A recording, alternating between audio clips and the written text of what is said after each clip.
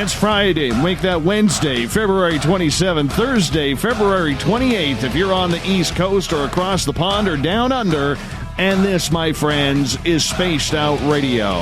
Hope you had a great day and night. I am your host, Dave Scott, broadcasting to you live from the Great White North on top of the snowy mountains of central British Columbia, right here at SOR headquarters. We welcome you to tonight's show, including Deep Talk Radio and Revolution Radio. If you want to take a listen to our archives, they are free at youtube.com/Spaced Out Radio. Just do old Davey the favor, hit that subscribe button. Our website is spacedoutradio.com, where we have a plethora of features for you. You can rock out to Bumblefoot, go shopping at our Spaced Out Radio store, read up on Captain Shirk's SOR Newswire, and much more. Tonight's show is brought to you by the YouTube channel Nsuho. Sebastian Martin brings high-quality messages to the masses. Head to our website, click on the Nsuho banner, and subscribe to the channel today.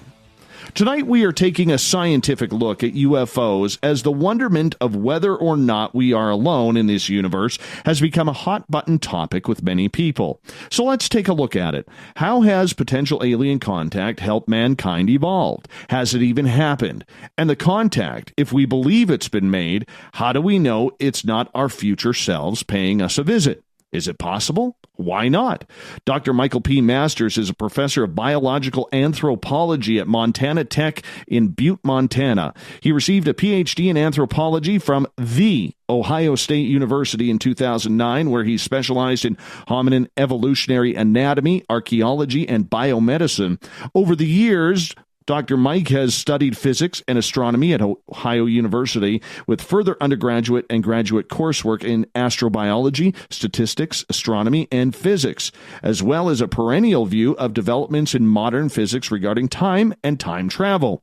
He's got a forthcoming book coming out. It's called Identified Flying Objects, a Multidisciplinary Scientific Approach to the UFO Phenomena, and it really challenges readers to consider new possibilities while cultivating conversations about our ever-evolving understanding of time and time travel. Then at the bottom of hour number 3, I will bring you the news from the SOR Newswire, brought to you by Paranoia Magazine. Dr. Michael Masters, it's a pleasure to have you on Spaced Out Radio tonight. How are you?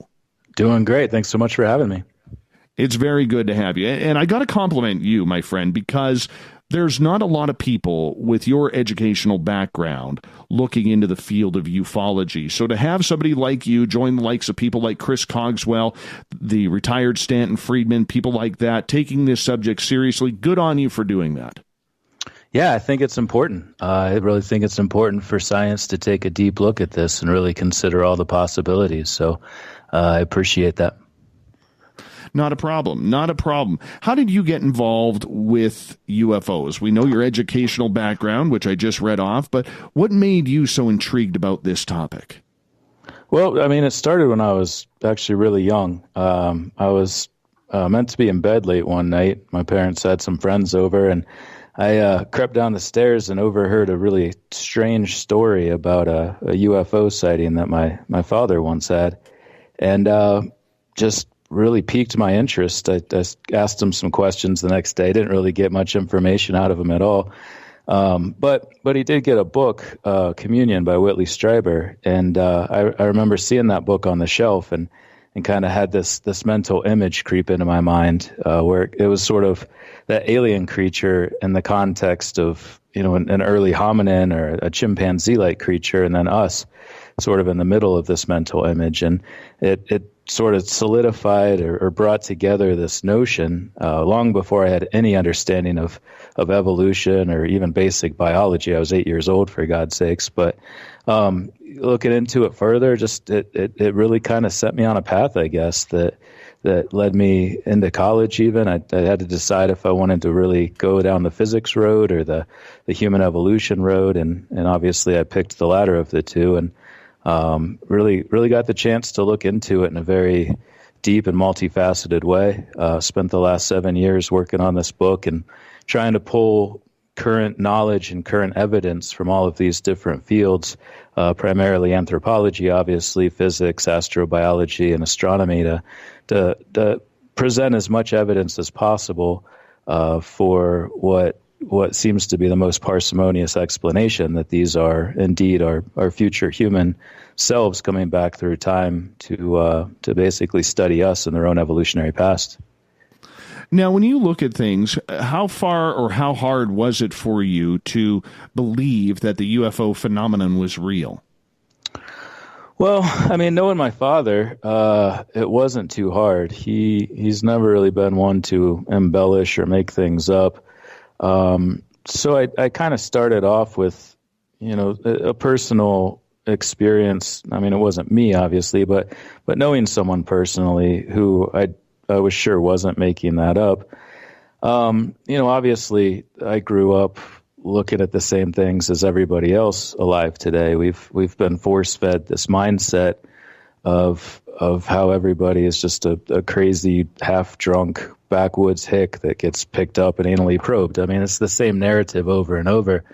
And obviously, that comes from a very long history of stigma being manufactured by a number of different individuals and institutions. But looking past that, and the more I read about all of these experiences that people were having, the more it was easy to see commonalities among them and just consistent stories and consistent experiences that people had, and a high level of consistency, especially with the beings, the actual bipedal, big-headed, small-faced, large-eyed creatures that are consistently reported in these accounts. And taken in the context of my own understanding and our collective understanding of human evolutionary anatomy, it was really easy to see how all of these pieces fit together, and it makes it harder to believe all of those false narratives about just the stigma that goes with it, and the way it's criticized in the media, and unfortunately among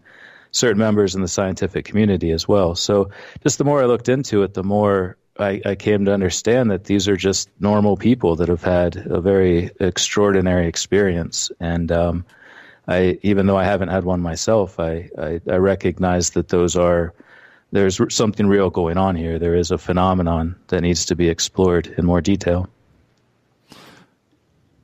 With the fact that we may not be alone, I always wonder in my own mind, because I've had my own experiences, so I don't need convincing, but for people who've never had that experience, are we just way too narrow-minded on this subject for the most part of the mainstream who has never had that experience or just doesn't want to do it or talk about it? Or is it some sort of fear, in your opinion, that people have to be open to the possibilities that life from other planets has actually visited us?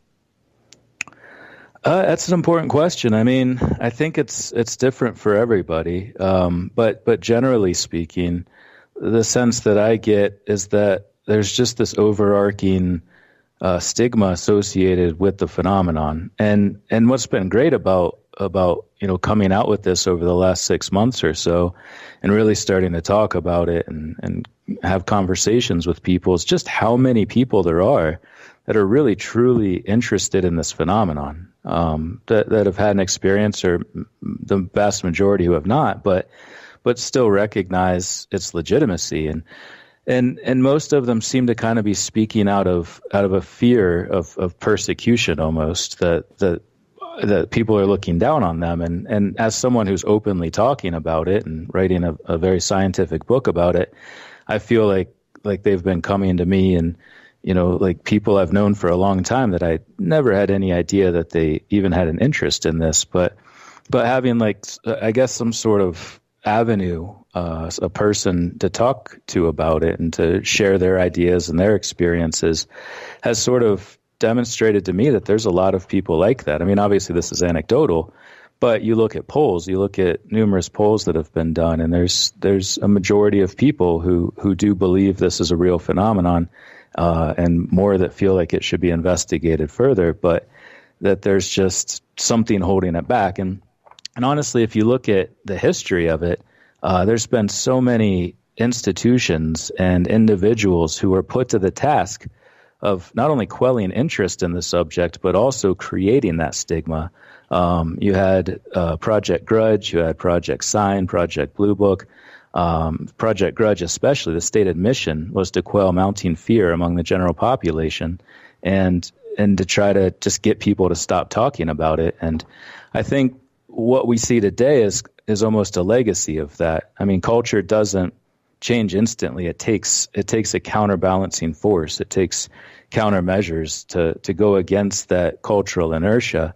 And the inertia that was set in motion by Hyde early on, you had Edward Ruppel, you had H.P. Robertson with the Durant Report, and you had all of these entities that were working against conversations being had and people talking about it. And I think what we're seeing today is still just a cultural hangover of those unfortunate instances where the conversation was just beat out of people and they were made to feel like idiots for even talking about it. And a big part of what I'm trying to do is bring back this conversation, have an actual intellectual scientific discussion about this phenomenon, and hopefully, combat some of those legacies of the past. In the next half hour, we're going to get a lot into the scientific aspect of this and why more scientists need to jump on board and get involved with this. But I want to ask you about the experiences, because for a lot of people, they don't consider the personal experiences as proof that anything is really going on out there, Dr. Mike. And I'm just wondering, what's your thoughts on the personal experience of people having encounters or abductions or sightings? Well, I guarantee if those people had their own experience, they'd be an instant believer. I mean, and I see this a lot, and I've heard this a lot in talking with people about it, is they're always like, well, I'm a show me person. I need to see something to believe it. And, that's a valid argument. If people haven't had an experience, it's much harder for them to connect with people who have. It's easy to say, oh, they're lying, or they made a mistake. They thought it was something else. And there are obviously a number of cases where, it was just a weather balloon or the SpaceX rocket coming back to land.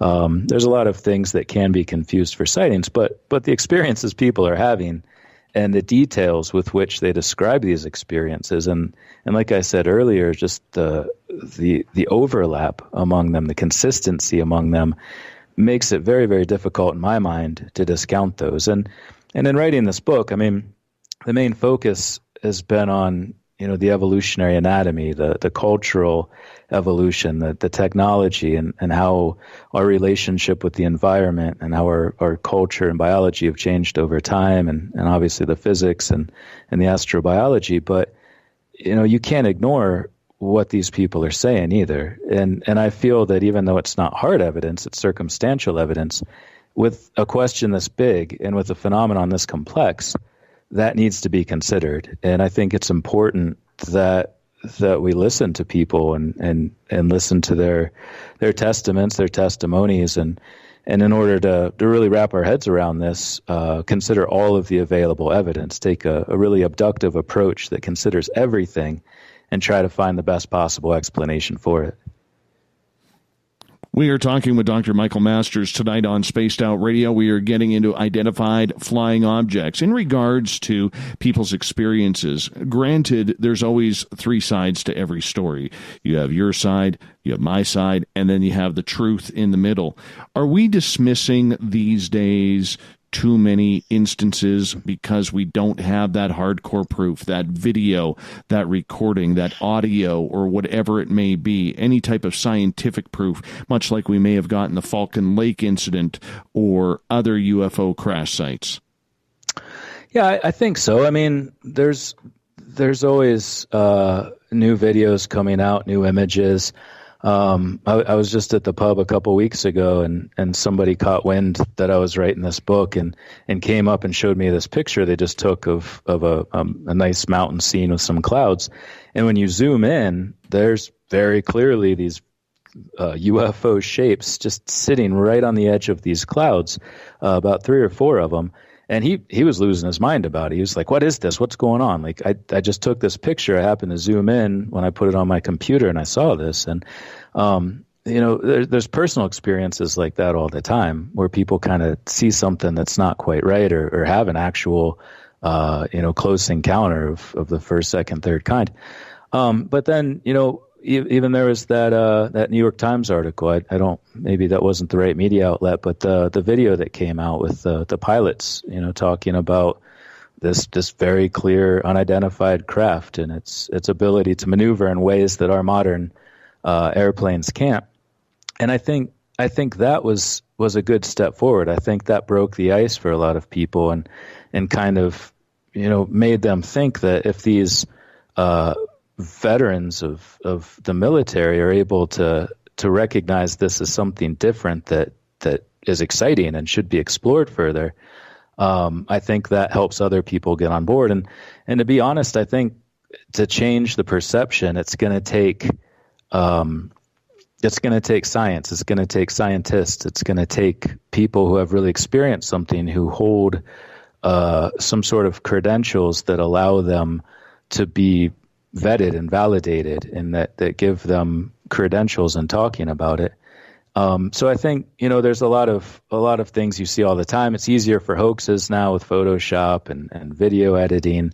But, we can still recognize that that's always going to be there. It's been there since the beginning. And I think kind of cut through the fray, separate the wheat from the chaff, and see what's left, and if there are truly things that stand above. That's what Hynek was doing for so many years, is really trying to get at the root of these stories. He had his probability rating, and he was able to see whether or not this actually happened, whether or not the people are telling the truth. If multiple people saw it, it lends more credence to it. If it's a really strange experience with a lot of different parts.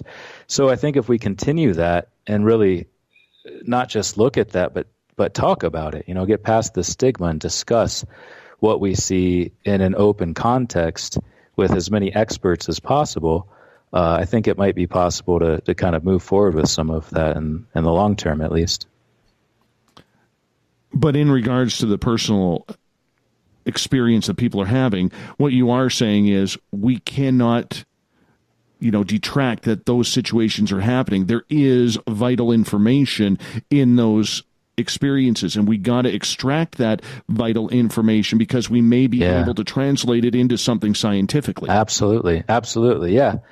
We should be considering all accounts. We should be considering all evidence, whether it's direct video evidence or whether it's someone's personal account of what happened to them. And you can vet that to such an extent. I mean, you can't be there. We can't, always be with people when these things happen. But what they talk about, what they say, and how consistent it is with all of these other reports, I think, there can be some way of validating it, or at least, trying to decide whether or not it should be considered. But no, we should definitely not just ignore people. I think the first step is to really move past this archaic idea of just crazy people talking crazy nonsense and really start to listen and really start to discuss openly. And the personal experiences are certainly one of those things that should be considered as well. But yet we see all of the debunkers, the theorists, the scientists, the skeptics all say that there is nothing that a personal experience can teach us without any sort of hardcore evidence. Are you arguing that point?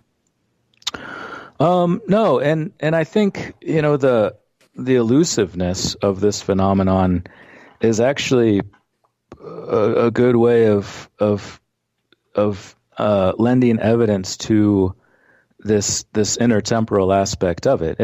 If we had these extraterrestrials coming all the way across the universe, even from close solar systems, which are still, 10, 20 light years away, if they did that, if they actually came here to do whatever it was they were going to do, it really doesn't matter at that point, they would still get out and say hello. They would, or kill us all, or whatever they came here to do.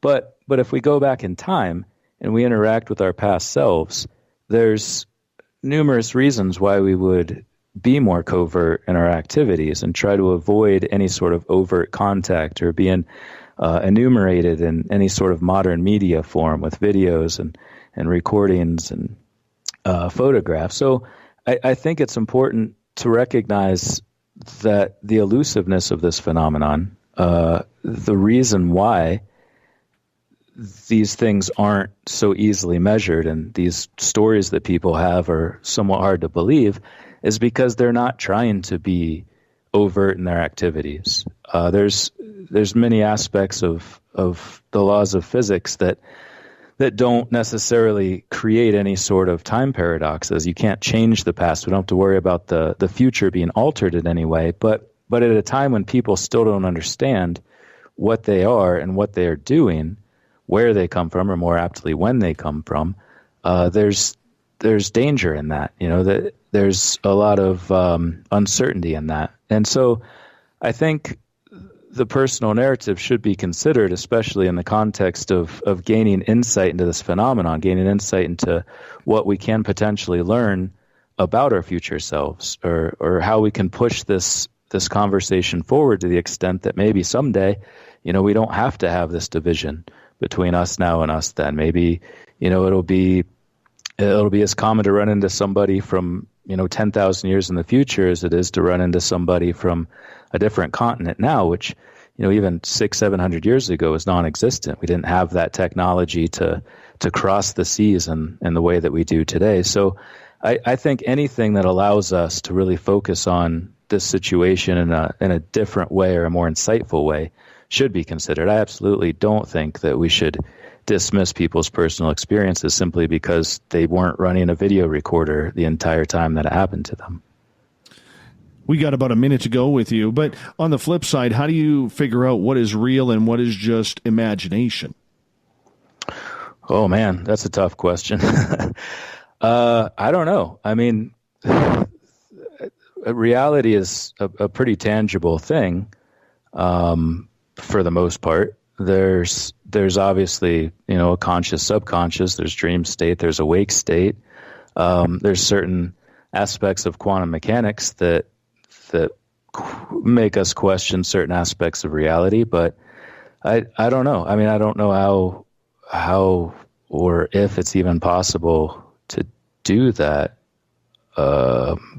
That's not a good answer to that question, but I guess to do it. It's an honest answer. And you know what, Dr. Mike, I'm going to put you on hold right there because we're going to have some time here where you could think about that if we want to come back to that after the break. Dr. Michael P. Masters is our guest tonight on Spaced Out Radio.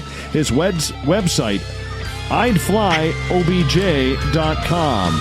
I'dFlyOBJ.com if you want to check it out. He's got a new book coming out very soon. We'll be back with Dr. Michael P. Masters talking science and UFOs right after this.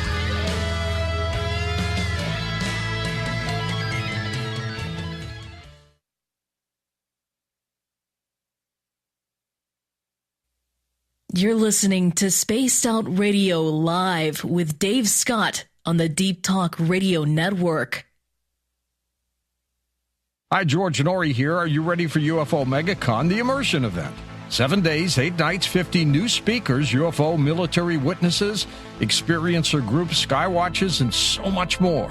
Join me at UFO MegaCon, March 24th through the 30th in Laughlin, Nevada. Truly the one and only new information conference of the year.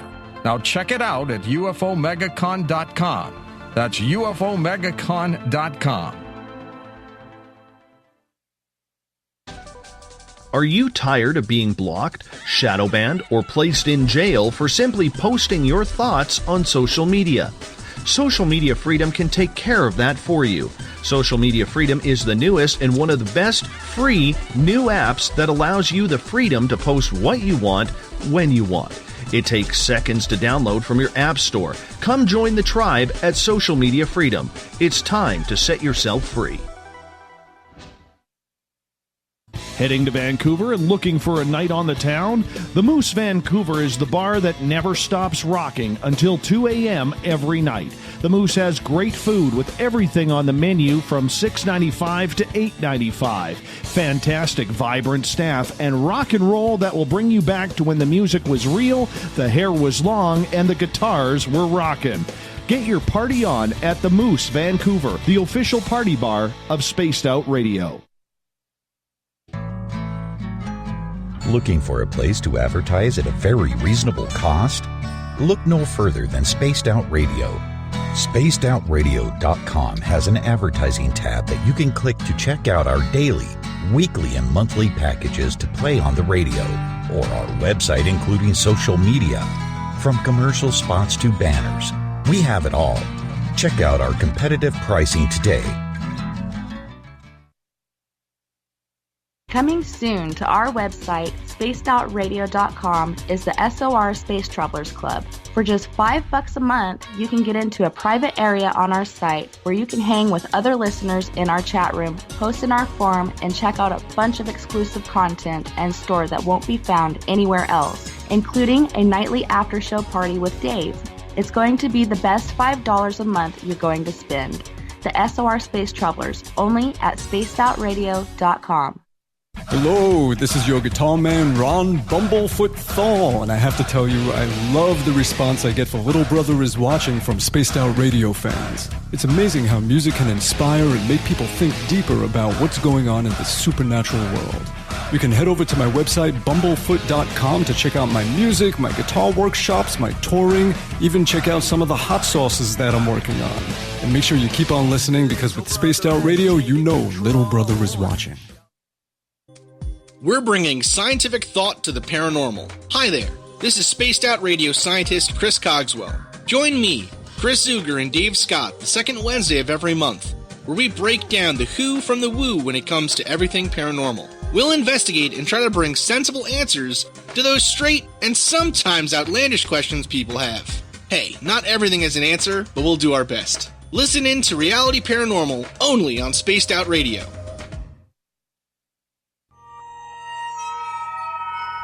You hear footsteps in the empty room above you. A rocking chair begins rocking by itself. Don't be afraid of the things that go bump in the night. Reach for Spirit Storybox, the iPhone app the Huffington Post UK called the only ghost hunting app you will ever need.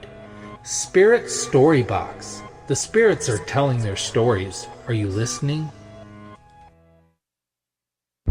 Are you intrigued by Paranormal Talk Radio? You'll love the new Paranormal Radio app from TalkStream Live. You'll find a great selection of talk shows covering UFOs, ghosts, strange phenomena, and much more. Download the Paranormal Radio app now and start listening to the very best in paranormal talk entertainment, including the network you're listening to right now, the Paranormal Radio app, free in Google Play and the iOS App Store. Did you know Spaced Out Radio runs 7 days a week? Hi there, this is Tessa Nicole Thomas, and I'm here to take you on a paranormal journey each Saturday and Sunday night. Why change the station when you have it all right here? Together, we'll hang out and share some strange and scary stories. And don't forget, we have Psychic Sundays as well, so come tune in Spaced Out Weekend. We get going at 9 p.m. Pacific, midnight Eastern, only at spacedoutradio.com, where we own the night. A timepiece is a reflection of who you are, and what better way to show off the real you than with an Escape watch? Escape is a lifestyle brand accessorizing your days and nights. Choose to escape and create the life of discovery that you deserve. Dream, play, unite with your own personalized Escape watch.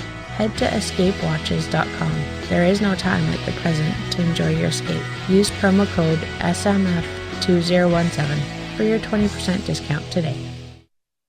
So, you love talk radio? Then you'll love TalkStreamLive.com. TalkStream Live is always on, 24/7, with the best streaming talk shows. Find your favorite talkers and discover some new ones. It's free, readily available online or on mobile with any smartphone or tablet. Finding your favorite talk shows all in one place has gotten a whole lot easier. Just go to TalkStreamLive.com. Be sure to download the free apps from Google Play or the iTunes App Store. Visit purpleplates.com today. For over 40 years, the Purple Energy Plates have been delivering amazing results for their many customers. Inspired by the great genius Nikola Tesla, the harmony, healing, and energetic effects of the plates have proven over and over to be beneficial and often miraculous to thousands of customers. Check their site for daily specials and choose from their many energy products. You won't be sorry. Visit them today at purpleplates.com. Hi there, this is Geraldine Orozco from San Francisco's Bay Area Meditation. I invite you to join me the first Tuesday of every month with Dave Scott for Spaced Out Radio's The Spiritual You. In this fast-paced world we live in, it's time for you to take some time for you. We'll cover every possible subject from powerful meditation to healing techniques to your own intuition and spirituality. So come join us for The Spiritual You.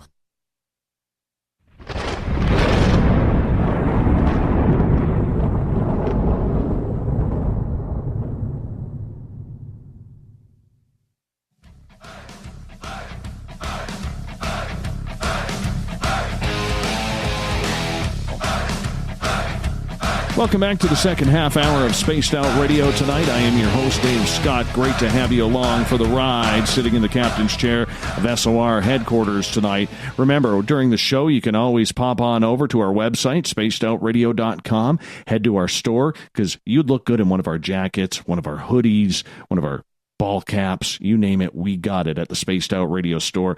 Great way to support this show as well. Tonight we are talking with Dr. Michael P. Masters. He is the author of a brand new book. It's not even out yet. It's coming out. And this is going to be a good one. And I highly suggest when it comes out, you get it. It's called Identified Flying Objects, a Multidisciplinary Scientific Approach to the UFO Phenomenon. And Michael, thank you so much for coming on in. When is your book coming out? Well, it's funny. I actually hadn't released the publication date yet, but it is officially March 15th. So in about 2 weeks. Yeah, should be here anytime now. Officially, the paperback, the ebook, and the audiobook will all be released on that day. But just between you and me and whoever else might be listening, the paperback will probably be available for purchase on Amazon as early as next Wednesday. So it's go time. It's coming out. It's ready to hit the presses. Yeah, I'm excited. It's been a long and winding road, but we're creeping up on the last few days here. So yep, next week, and definitely by the 15th. No, that's very exciting, very exciting. You know, there's a lot of people who will say out there, Mike, I've read a lot of UFO books. I've read a lot of stories, whether it's about personal experiences or you know, people trying to break down the scientific aspect of UFOs. What makes yours different? Well, I think the most important thing is that it's a testable hypothesis. There's many books that have been put out. There's many that claim to be scientific, and some that, you know, dance around it, some that actually are. But this one is actually a testable hypothesis, and that's one of the basic tenets of science, is that you have to have a testable, repeatable, and falsifiable hypothesis. And because this particular model, it doesn't make predictions about what we will look like, but it predicts that we will actually become these, what I refer to in the book as extraterrestrials, rather than extra-terre, meaning from, you know, outside Earth, but extra-tum, the Latin word for time, outside of time, because it predicts that they're us in the future. Simply by going forward in time, by continuing to exist, we will have tested that hypothesis. And even if we don't, even if we kill ourselves off in some nuclear annihilation, we've still essentially tested this hypothesis and naturally falsified it in that process of extermination. But I think that's one thing that initially, you know, sets it apart, is that it is making a prediction, a testable prediction. It's a testable hypothesis, and it brings together many different fields, current knowledge in all of these different fields, and I think builds a strong case for this intertemporal model. So when you look back in time, let's go back to, you know, the ancient civilizations, maybe the Aztecs, maybe the Egyptians back in the day, when they were, you know, prominent in their field around the pyramids on both sides of the continents. And I'm looking at this. Do you believe then that in the ancient aliens theory that maybe that mankind at one point was or had a closer relationship with extraterrestrials, potentially from the future? Well, I mean, if they are trying to be more covert in their operations now. It would make sense in the context of what we have to record them and to document their existence in our time. But as you go back farther and farther into the past, I mean, we're talking about, earlier civilizations that are just starting to develop agriculture and have more complex systems of social and political and economic organization.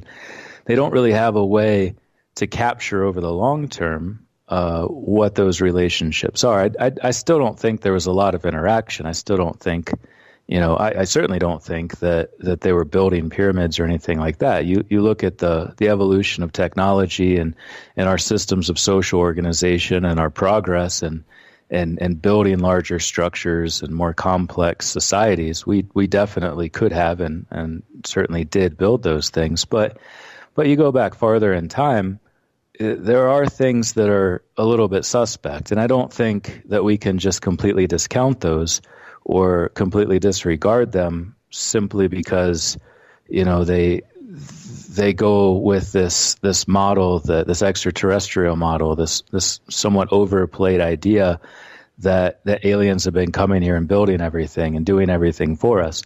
So I think we need to take a step back and take a good look at what we could have done, what we did do, and recognize the incredible power of human ingenuity and our ability to work together to build these megalithic structures and all of these pyramids and temples all over the world, high on mountaintops, and recognize that we certainly could have done that and did do that, but also look at things that seem a little more anomalous and maybe consider that yes, these were a product of, or at least maybe were influenced by, some sort of intertemporal interaction in our historic and prehistoric past.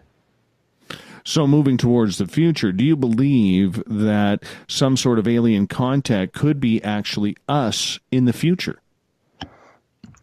Yeah, I mean, in the book, I sort of start out by explaining where this all came from, this idea as a whole. And it's not a new idea. I mean, people have been talking about this and hypothesizing about this for a while. And it's a lot of, it makes a lot of sense. And especially in the context of the vast distances among solar systems and just the unlikelihood of bipedal life, humanoid life evolving on a separate planet in a different solar system. So there is sort of an intuitive aspect to it. But if we look at these instances as a whole, if we look at all of these different experiences that people have had, and if we look at the historical record and all of the different strange accounts that have been written, that have been documented, and the ones that haven't, but still show some instances of anomalies in the ancient past, I think looking at all of those together in the context of this time travel model, a lot of those make more sense. If we look at it in the context of extraterrestrials, alien beings evolving on a different planet, how would they find us here? How would we interact with each other? How would we communicate with each other? All of the difficulties associated with communication and even finding each other in the vastness of space. And then what would they look like? It's not likely that they would look anything like us. But if we look at all of these abduction reports and instances of close encounters, we're always being faced with this narrative of a bipedal, an upright walking humanoid creature. In our specific field, refer to them as hominins, an upright walking human ancestor that has, 2 eyes, 2 arms, 2 legs, 5 fingers on each hand, 5 toes on each feet. And all of these morphological characteristics in the context of phylogeny and human evolution seem to indicate that they're just simply us in the future rather than being an organism that underwent a very long dichotomous evolutionary process, this different trajectory on a different planet somewhere else in the vastness of space. So the beings that people are seeing, whether it's the Greys, the Andromedans, the Reptilians, the Pleiadians, and the whatever race is out there, do you believe they are seeing what they are seeing from outer space? Is it imagination? Or is it some sort of morphing of mankind's future? Well, I mean, if you look at anything coming down from the sky, it's going to seem like it came from space. There's no way around that. Right. And with any sort of contact with people in the past, in more recent times, if you see something descending from the sky, your instant first thought is, well, they came from those stars.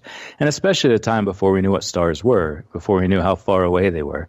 So it makes sense why we have had this model for so long and why the extraterrestrial hypothesis has endured for so long, because it just kind of makes sense if you see something coming from the sky. But there's also a lot of other aspects to it, like the fact that they seem to dip in and out. They will appear and then disappear. And that's more indicative of something that is coming in and out of our position in space-time, or in block time specifically.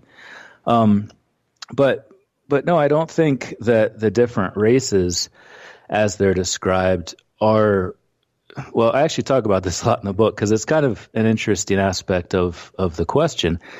We have different human races now, and one of the main aspects of my research and a big part of my dissertation was looking at human variation and looking at the differences among us, and primarily our craniofacial anatomy and other parts of our postcranial anatomy.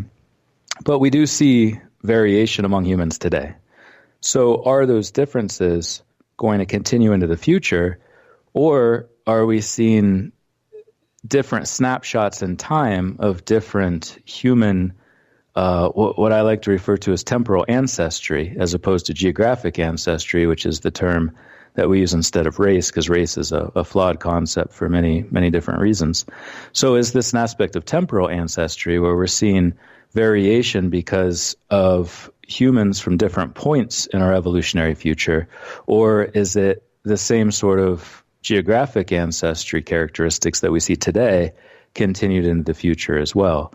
And there's an argument to be made for both. But the things, the really divergent ones, like you hear about the reptilians or almost insect-looking creatures, that to me seems almost like a very distant period in our future.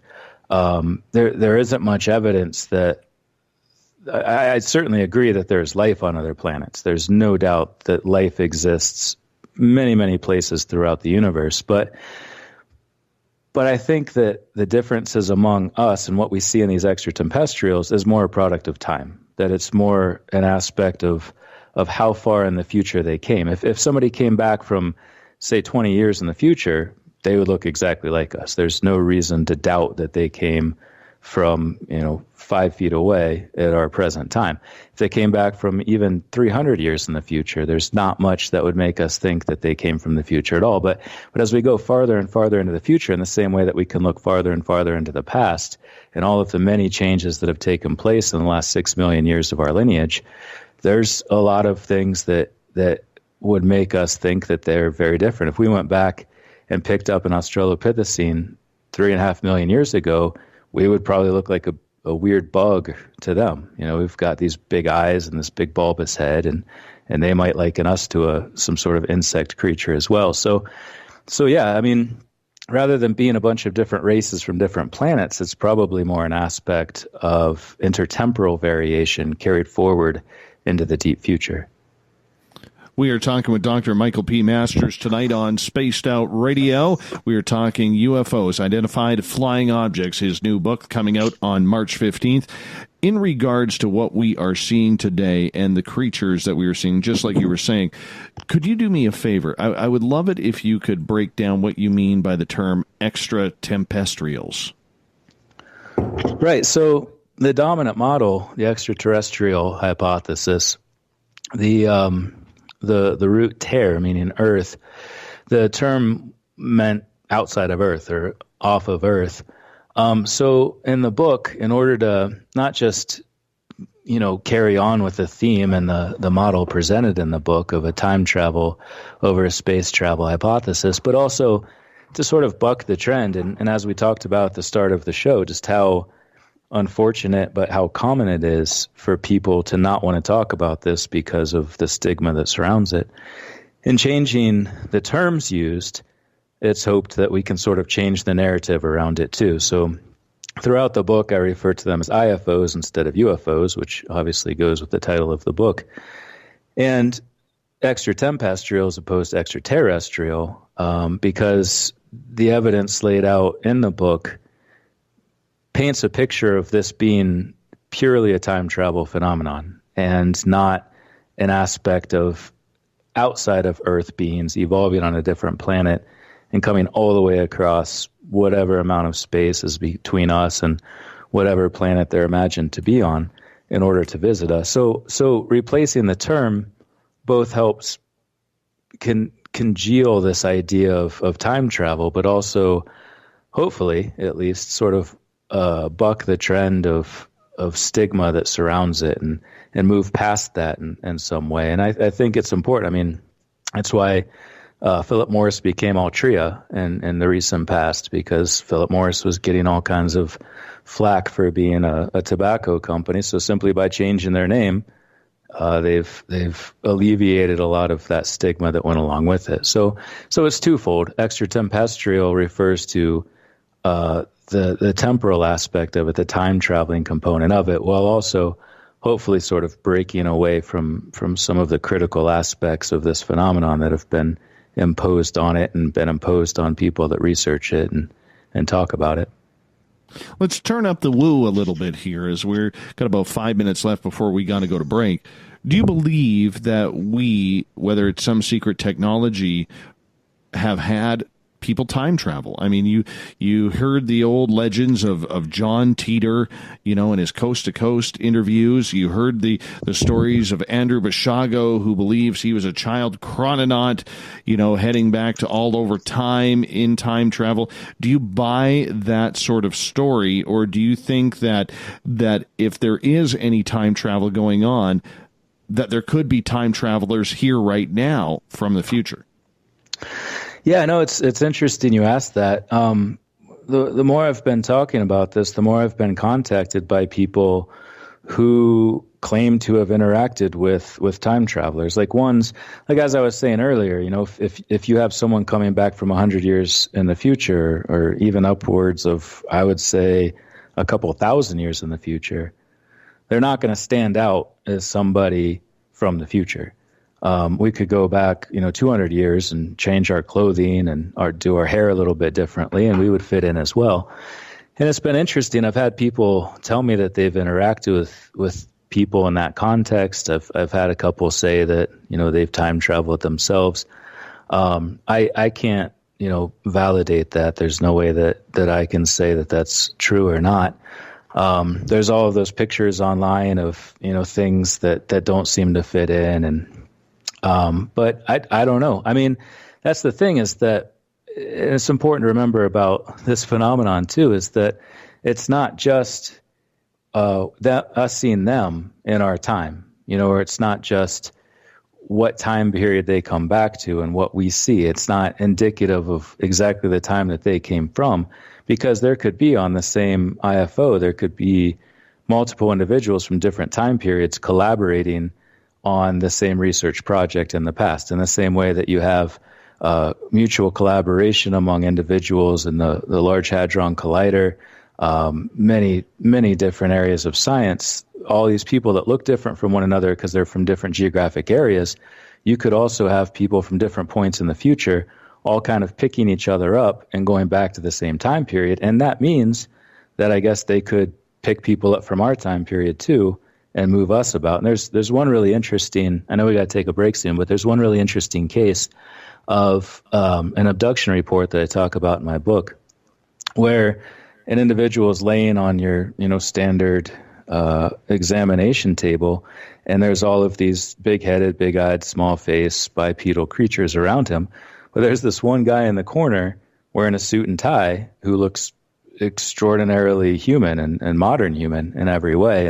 And if that's an actual valid report, it kind of indicates that there is maybe more interaction than we might know, or they're from some point in the near future when there's more open disclosure about it, more open interaction among people from different times. So I wouldn't discount it, but I can't say that I can validate any one account or any one story. No, and it's very difficult to be able to do that. But with time travel, I think a lot of people would say, why travel back to 2019? Why travel back to 1974 or 1950s when there couldn't be anything there to really benefit the future, could there? Well, I don't know. I mean, look at all of the reports of the Foo Fighters and all of the numerous reports that happened, throughout the early 1940s and it was an interesting time in the context of human warfare. We've always had the sadistic fascination with warfare. And, maybe World War II will forever be this really interesting period where we all just murdered each other and everybody wants to see it. I mean, you turn on the History Channel or any of these channels and there's a lot of shows about Hitler and about World War II and how this all happened and why it happened. And, maybe all of that activity and the reports of that activity at that time are an indication that was an interesting time. And I'm not saying it was necessarily time tourism. It could have been some sort of historical or anthropological research into that time, but it does make you wonder if there are certain times that are of more interest to our future brethren that maybe we don't know why. We don't know why that's so important to them, but there do seem to be sort of periods that have more accounts, more sightings. There's an ebb and flow to it, and I guess maybe that's a part of it that we are interesting at certain times that seem interesting to us or maybe, don't, like right now doesn't, but there are things that can be learned. There's a lot that can be learned from any point in the past. It just depends on what time they might be from in the future and why that would be important in that point in the past. On that note, I'm going to get you to hold on here and sit tight because we are going to go to break here at the top of the hour. Our guest tonight on the show, Dr. Michael P. Masters. His latest book, it'll be coming out on March 15th, Identified Flying Objects, a Multidisciplinary Scientific Approach to the UFO Phenomenon. We'll be back with more breakdown of Spaced Out Radio, of UFOs, and of science in the field right after this.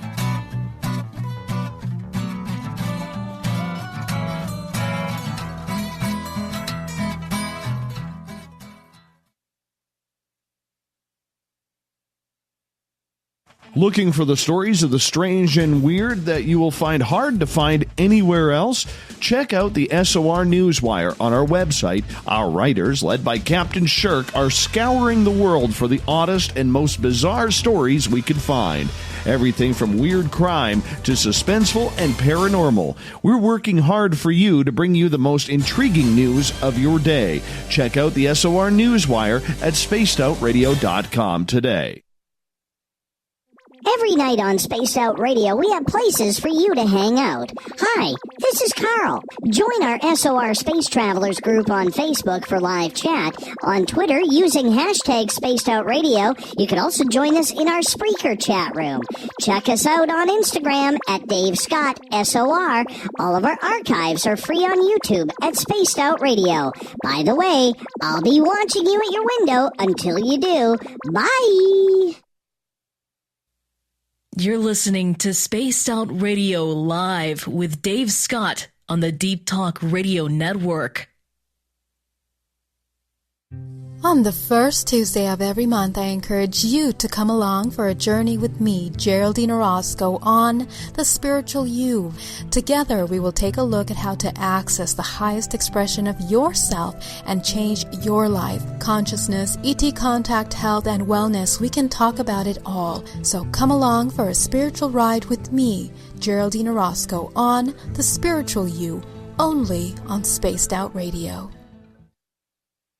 So, you love talk radio? Then you'll love TalkStreamLive.com. TalkStream Live is always on, 24/7, with the best streaming talk shows. Find your favorite talkers and discover some new ones. It's free, readily available online or on mobile with any smartphone or tablet. Finding your favorite talk shows all in one place has gotten a whole lot easier. Just go to TalkStreamLive.com. Be sure to download the free apps from Google Play or the iTunes App Store.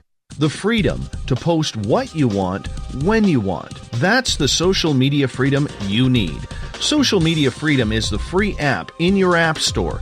No need to worry about going to jail or being shadow banned any longer.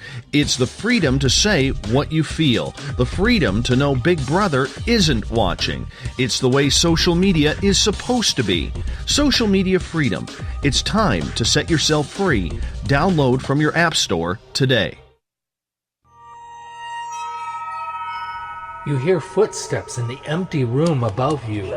A rocking chair begins rocking by itself. Don't be afraid of the things that go bump in the night. Reach for Spirit Storybox, the iPhone app the Huffington Post UK called the only ghost hunting app you will ever need. Spirit Storybox. The spirits are telling their stories. Are you listening? Find your escape where time has no limits. It's about living today and cherishing the heritage of yesterday. A spirit of adventure for what is new, with the nostalgia of the past. Your timepiece is a reflection of who you are. Life surrounded by beauty from the world around us to the soul within. EscapeWatches.com. There is no time like the present to enjoy your escape. Use promo code SMF2017 for your 20% discount today. You know, it's hard being the bad man of ufology, but that's just the way that I like it.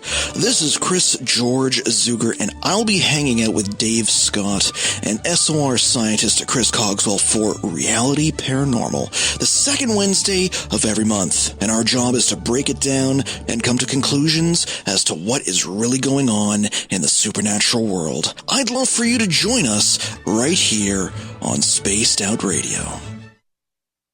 We are getting ready to relaunch the SOR Space Travelers Club at spacedoutradio.com. For $5 a month, you can join us for a plethora of features found nowhere else. Hang out in a private chat room during the show and after party. You can check out some exclusive content and a store specifically for you, as well as a private listener forum where you can post your thoughts, stories, and pictures. The SOR Space Travelers Club, coming soon to spacedoutradio.com. Get your horns up with me on Spaced Out Radio. This is Ron Bumblefoot Thal. Come tune in to SOR where you can hear me rock out with Little Brother is Watching, the official theme song of Spaced Out Radio. And then come on over to bumblefoot.com where you can find out about my tour schedule, my music, and everything else. Bumblefoot.com keeps you up to date on what I'm doing and the best way to stay in touch with my music and music camps. Sign up for my newsletter at bumblefoot.com and remember, Little Brother is Watching. The Call of the Wild is in Vancouver. The Moose Vancouver is one of the hottest bars and restaurants in the city. Open until 2 a.m. nightly, the Moose will rock you like a hurricane all night long. Great food with everything on the menu at $6.95 near the corner of Nelson and Granville. Get your horns up and come rock with us. The Moose Vancouver, the official rocking bar of Spaced Out Radio.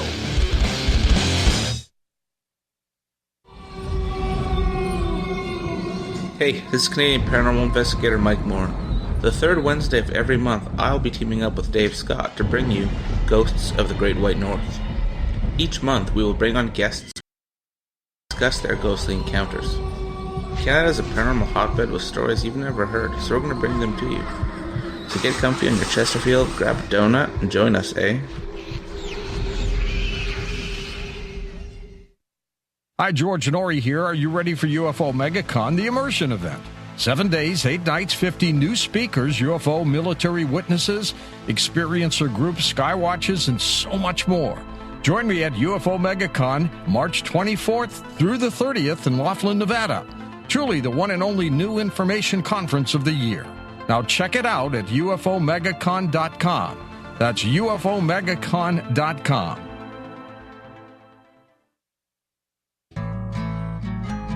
Looking for a place to advertise at a very reasonable cost? Look no further than Spaced Out Radio. SpacedOutRadio.com has an advertising tab that you can click to check out our daily, weekly, and monthly packages to play on the radio, or our website including social media. From commercial spots to banners, we have it all. Check out our competitive pricing today. Visit purpleplates.com today. For over 40 years, the Purple Energy Plates have been delivering amazing results for their many customers. Inspired by the great genius Nikola Tesla, the harmony, healing, and energetic effects of the plates have proven over and over to be beneficial and often miraculous to thousands of customers. Check their site for daily specials and choose from their many energy products. You won't be sorry. Visit them today at purpleplates.com. You're listening to Spaced Out Radio with Dave Scott. Follow Dave on Twitter at Spaced Out Radio and on Facebook, Spaced Out Radio Show. Welcome back to hour number 2 of Spaced Out Radio. Tonight, I am your host, Dave Scott. Thank you so much for being with us. Tomorrow night on the show, David Weatherly and Eric Altman join us for some monster talk. We get going at 9:06 Pacific, 12:06 a.m. Eastern at spacedoutradio.com. We say hello to everyone listening in on our terrestrial stations. KDUN, AM 1030 in Reedsport, Oregon. KZFX, 93.7 FM in Ridgecrest, California. WQEE, 99.1 FM in Newnan, Georgia.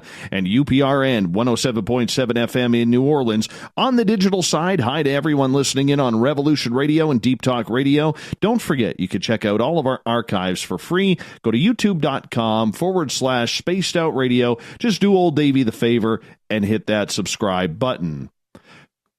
The Desert Clam has set the password for tonight in the SOR Space Travelers Club. Gobamoosh. Gobamoosh is your password. Make sure you use it wisely, space travelers, as the Clam sets the password each and every night right here on the mighty SOR. Our website is spacedoutradio.com, where we have a plethora of features for you. Rock out to Bumblefoot. While you're listening in right now, go shopping at our Spaced Out Radio store. Pick up a t-shirt, a hat. It's a good way to support this show. And, of course, you can read up on Captain Shirk's SOR Newswire and so much more.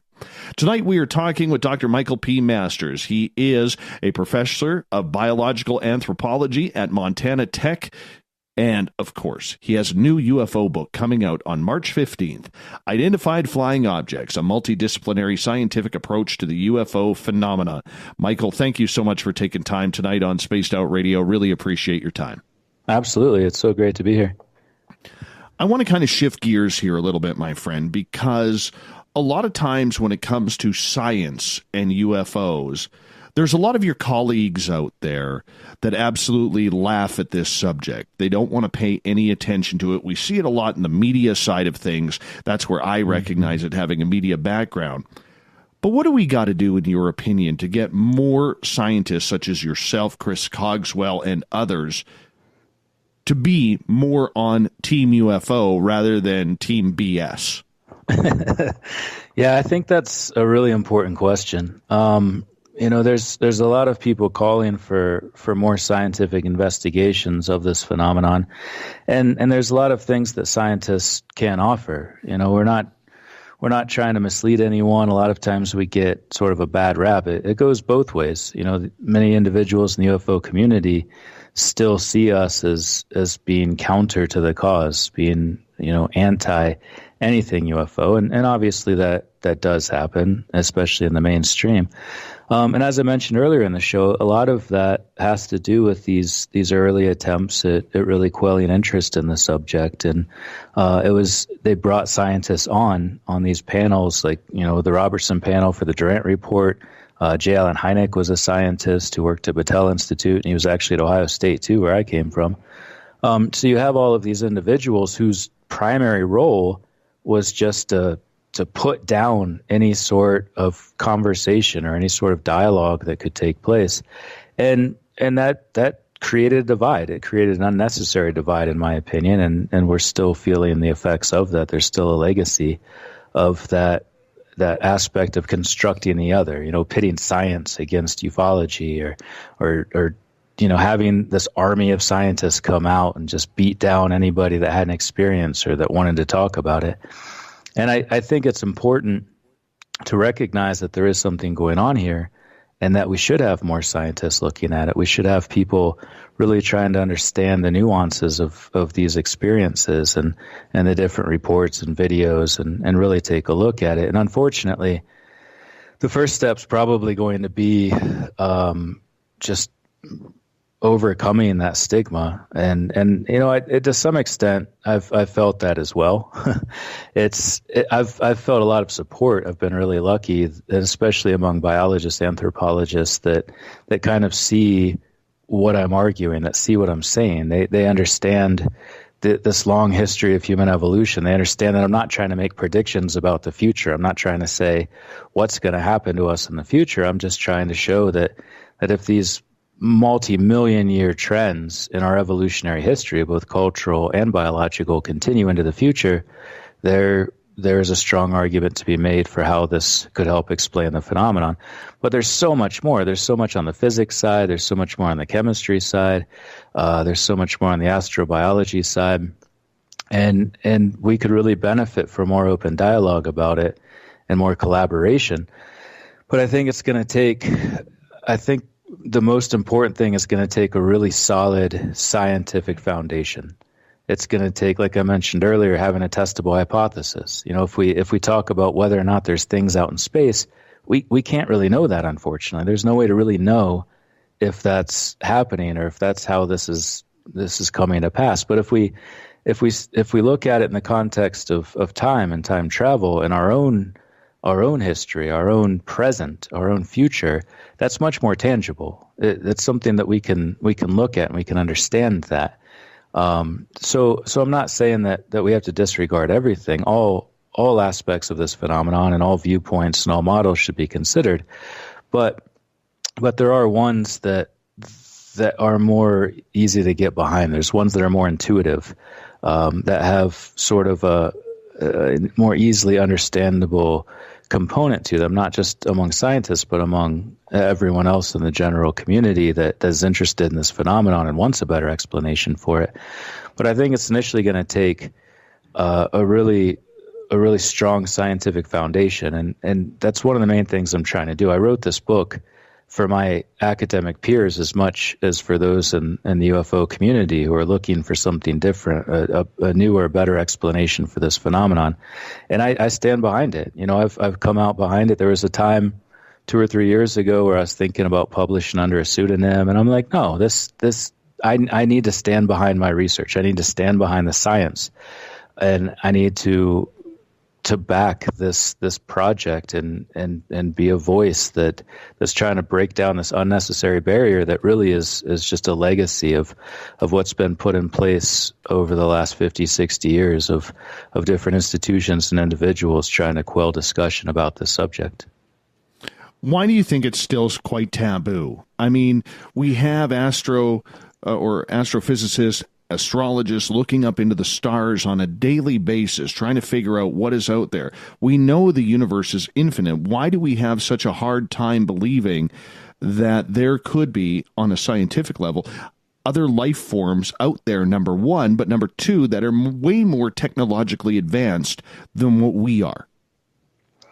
No, there's definitely a possibility that that's true. I mean, you look at the hundreds of billions of stars in our universe, there's bound to be incredibly intelligent extraterrestrials on those planets. I don't think there's any denying that. The fact that life arose here on Earth so soon after it was possible for it to do so, after we had a crust, once we had liquid water, once we had an atmosphere, we had Earth almost instantaneously in geologic time at least.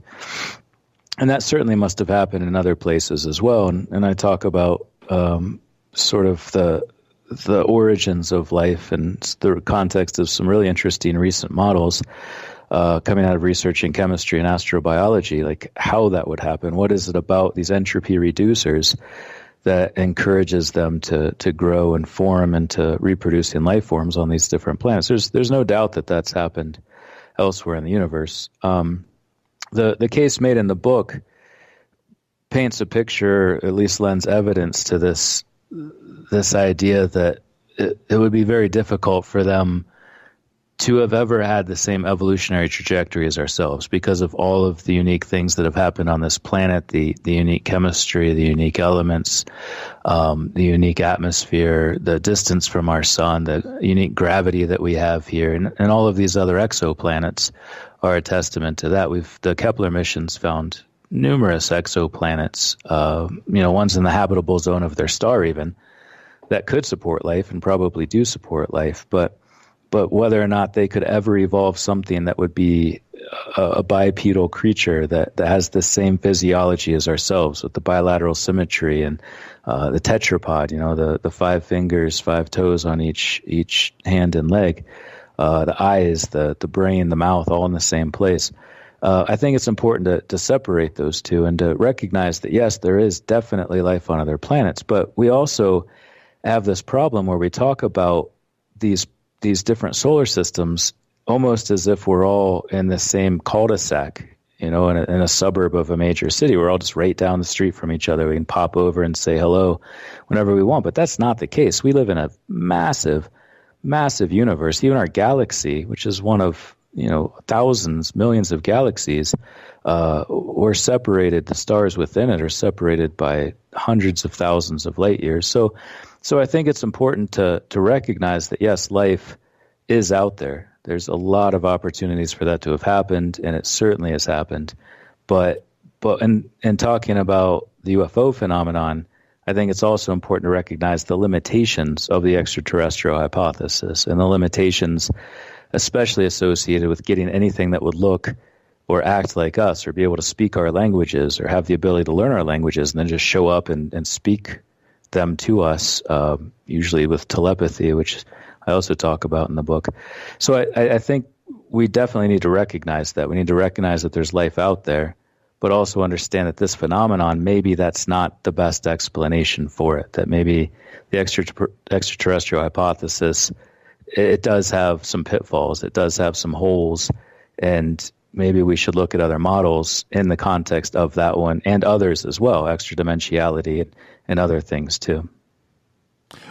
But when you look at the evidence that is out there, the videos, the experiences that people have had, we've had other scientists, from nuclear physicists to chemical engineers, looking seriously at this stuff, and their own brethren and sisters are not even coming close to saying, there is something here. This is something we need to look at a little bit more carefully. Is that the naivety of the person or the naivety of science in general? That's a great question. It's so hard to tell. I mean, it's funny, like I said, I'll walk around campus, and at this point, everybody knows what I'm doing. I mean, it's not a secret. I'm not trying to keep it a secret. Like I said, I'm owning it, and I back the research in this book, so I'm actually proud of it. I'm not trying to hide anything. I'm not tucking my tail. But there are still people who kind of look at me like, well, what's going on over here, Masters? What are you up to? And it's, it's important. It's important to me, like as an individual, because I care about the respect of my colleagues, and I have a publication record in multiple different journals, respected journals, with most of the research that I do is in biomedical research and vision specifically. And so people understand that what I'm doing is still a part of the scientific process. It's still a very scientific pursuit. But until the book's out, it's hard for them to really know that. And I'm really excited for it to just come out so I can at least present them with what I've been doing and show them that there's a lot of valid arguments made in this book, and it's backed up by years of research and many different fields coming together. But that's relatively unique. A lot of people don't have a network of scientists who know them and know their research. I've been, teaching at this institution for 10 years, and I've developed strong bonds with a lot of prominent researchers all throughout the world. I've collaborated on papers with people in China and Japan and Spain and Africa and Australia. And I've built a foundation on which I feel I can launch into something a little more outside the box, I guess. But not everyone has that opportunity. If you're an assistant professor just starting out and, you want to talk about UFOs, you have to worry about your job. You might get fired for doing that. And I feel like that's really unfortunate, because to come back to your question, that almost seems like a societal thing.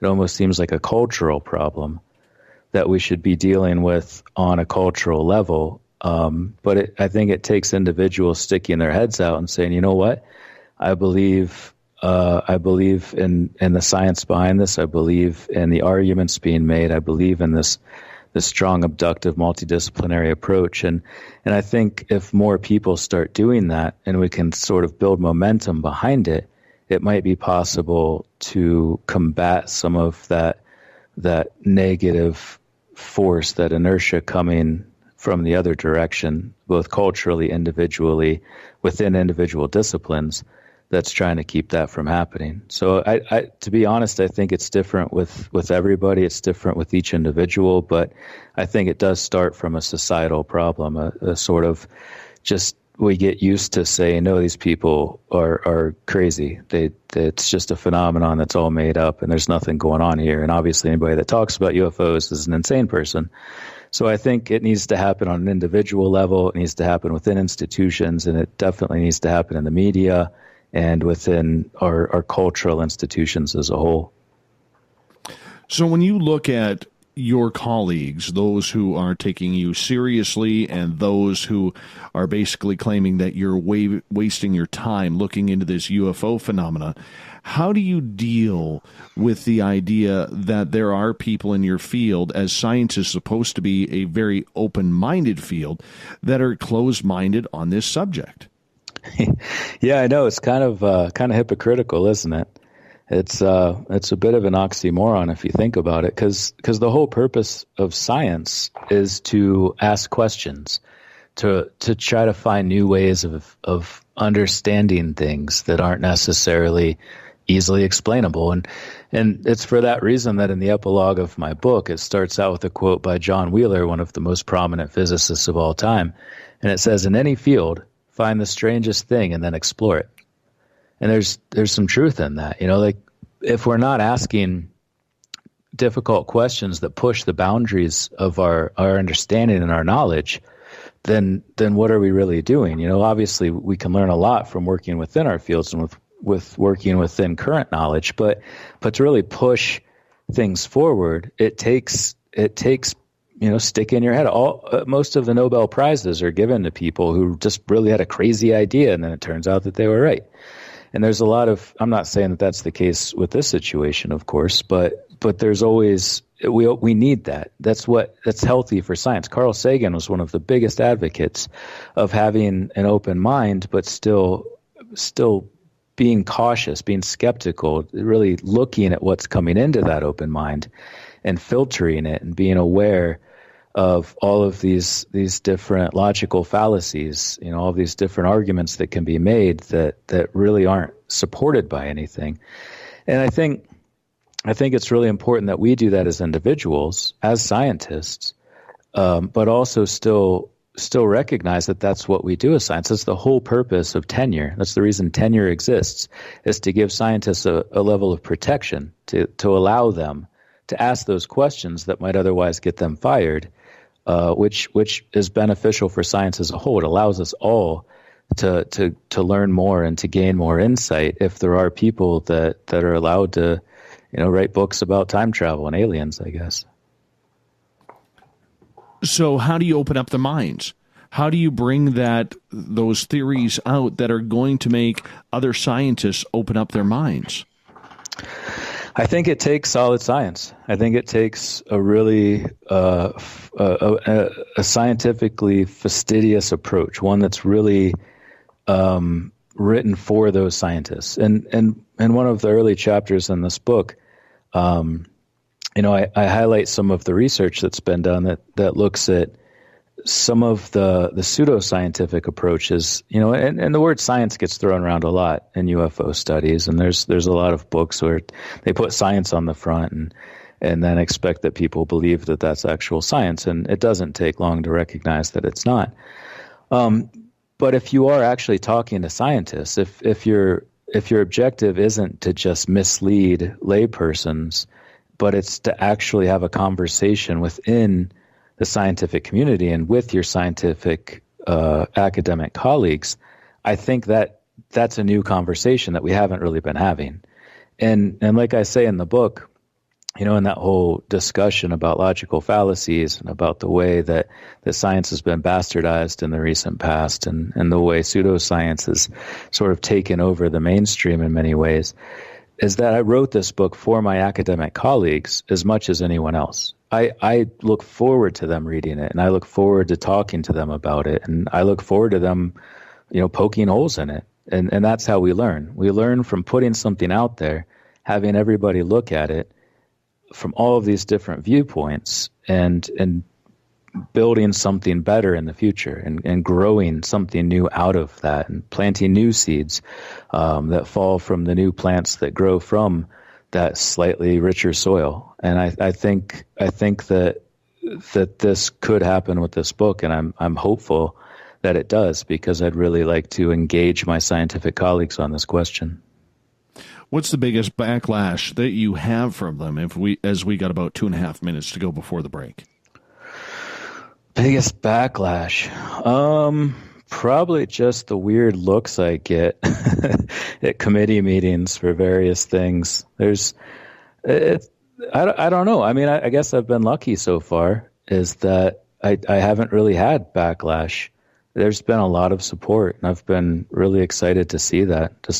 And especially support among, my peers, my academic colleagues. Like I said earlier, especially those in biology, the ones that really understand the long history of human biocultural evolution, and understand that what I'm doing is a very conservative approach to this question. I very much acknowledge what we know. I am very quick to point out that there's some things we just can't know from our current position in time. And I don't make any attempt to force it. I really make a very big attempt in this book not to speculate about anything. It's just the long history of human evolution. It's our biocultural change. And presenting that to people that are in this field of anthropology, that are in biology, that are in astrobiology, I think it presents something that's intuitive to them, which again is testable. We can see where we've come in the last 6 to 8 million years of our own hominin evolution, understand how those things continued into the future would very much look like something that's extremely commonly reported in all of these different encounters, and understand that this model makes more sense than the extra-terrestrial or extra-terrestrial model, rather. So I think I've been lucky, maybe. I don't know. It's obviously coming. I'm waiting for the hammer to come down every morning when I wake up. I wait for, the pink sheet to come in where I lost my job for talking about aliens and UFOs. But so far, there's been a lot of support, and I feel fortunate to say that I haven't really faced any backlash, to answer your question. Well, that's great. Dr. Michael P. Masters is our guest tonight on Spaced Out Radio. He is an anthropologist, professor at Montana Tech.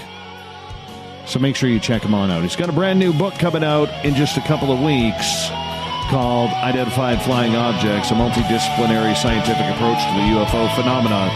More science, more UFOs coming up right after this.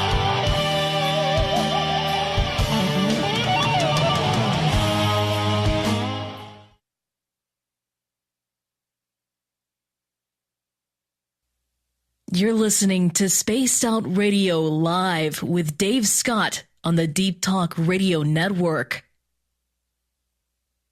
Did you know Spaced Out Radio runs 7 days a week? Hi there, this is Tessa Nicole Thomas, and I'm here to take you on a paranormal journey each Saturday and Sunday night.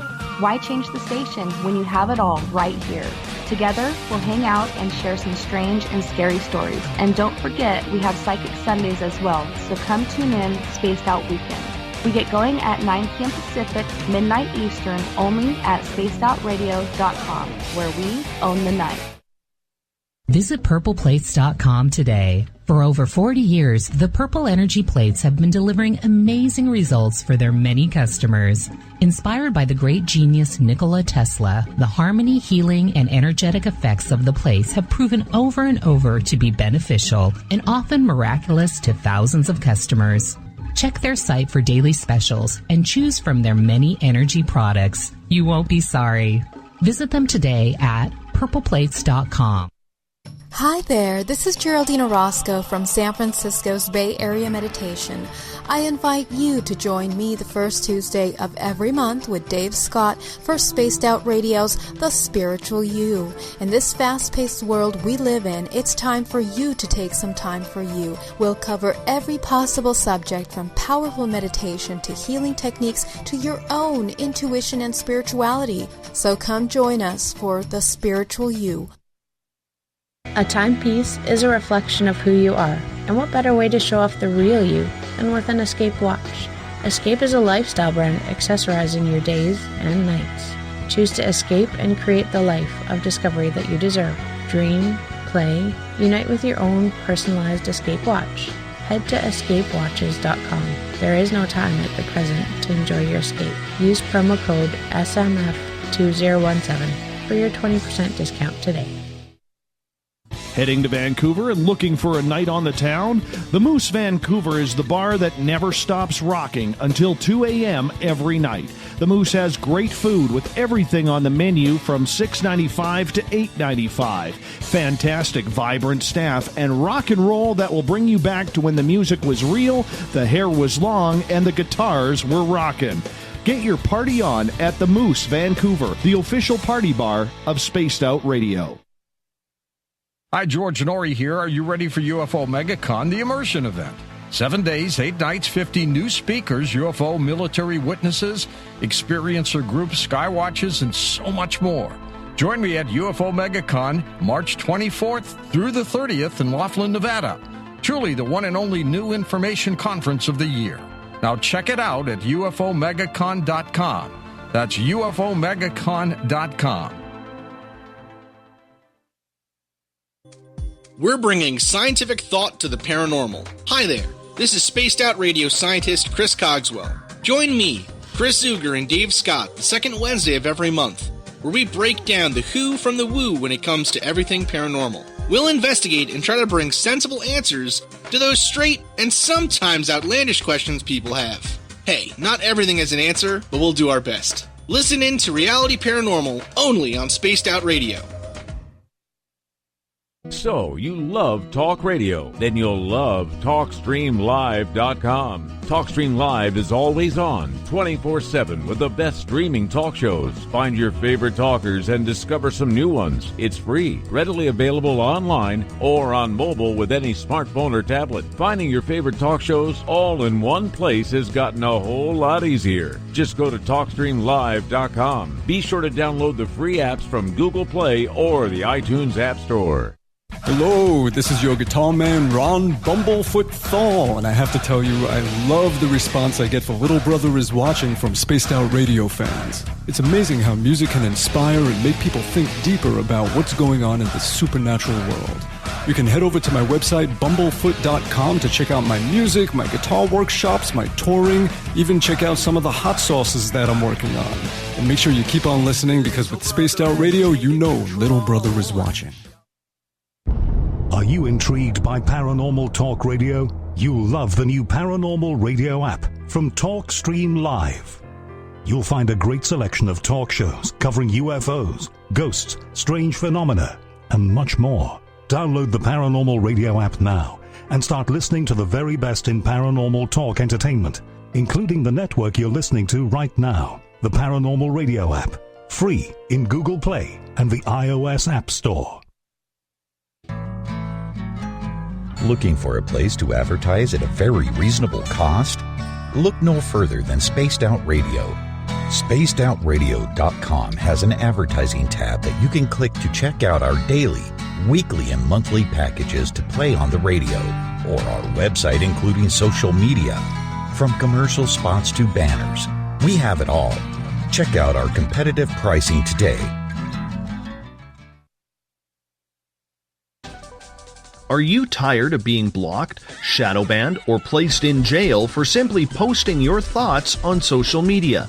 Social media freedom can take care of that for you.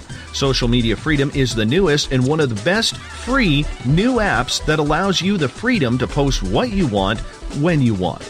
It takes seconds to download from your app store. Come join the tribe at Social Media Freedom. It's time to set yourself free.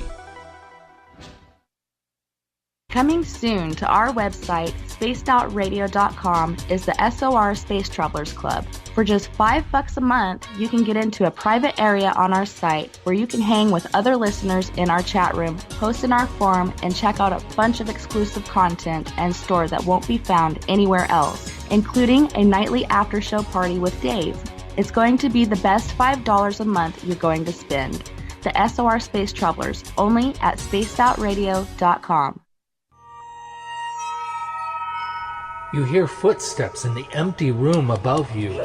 A rocking chair begins rocking by itself. Don't be afraid of the things that go bump in the night.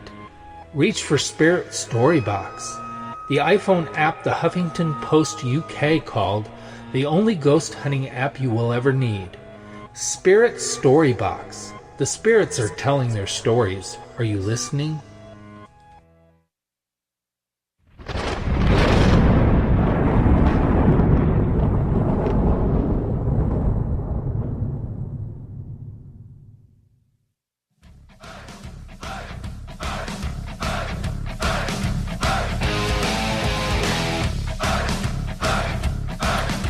We've passed the halfway point of Spaced Out Radio tonight. I am your host, Dave Scott. Always a pleasure to be broadcasting to you live from the Captain's Chair of SOR headquarters. Remember, a good way to support this show, head to our Spaced Out Radio store, pick yourself up a t-shirt, a hat, a hoodie, whatever we got there for you. You can grab it for yourself. It would look good on you. I want the picture. It's all I want in return is the picture of you wearing our swag. So that way we can put it up on the website. Nonetheless, we got a show to do tonight. We're talking UFOs. We're talking science. Dr. Mike P. Masters is our guest tonight. He is a pretty smart dude. He's a professor of biological anthropology at Montana Tech. And, of course, he has his degree from the Ohio State University. Pardon me, his doctorate.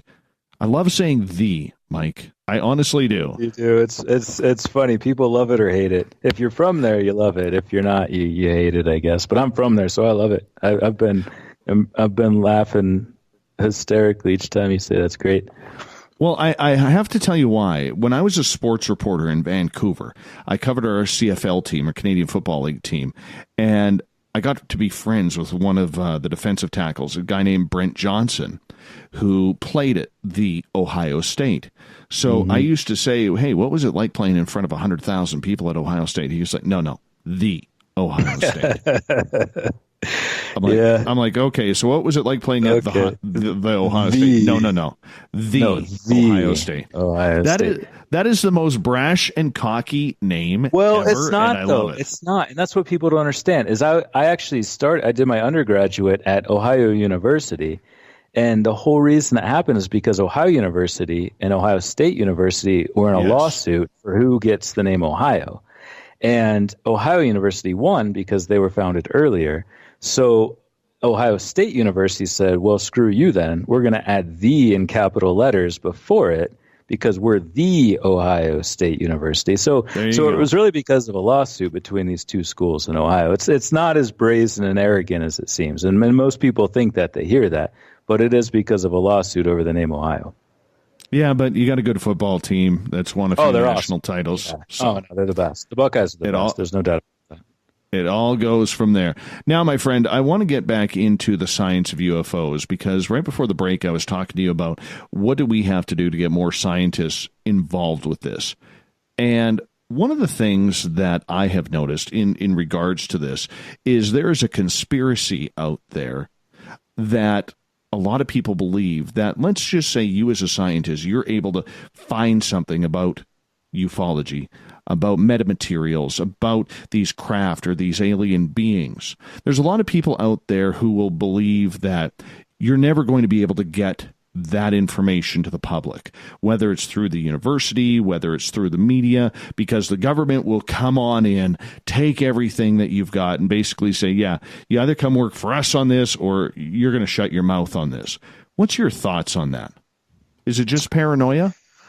I don't know. I mean, it's hard to say. I think on the level of the government just coming in and shutting it down, maybe there's a little paranoia on that end, but there is at each level in that process that you just described. If you find something, what's the first thing you need? You need money in order to investigate it. And if you're going to try to write a grant where you're asking for money to study this thing that you think may be, different in some way, you have to very clearly explain why and how it's different in that way, and what it'll add to science, what it'll add to our knowledge as a whole.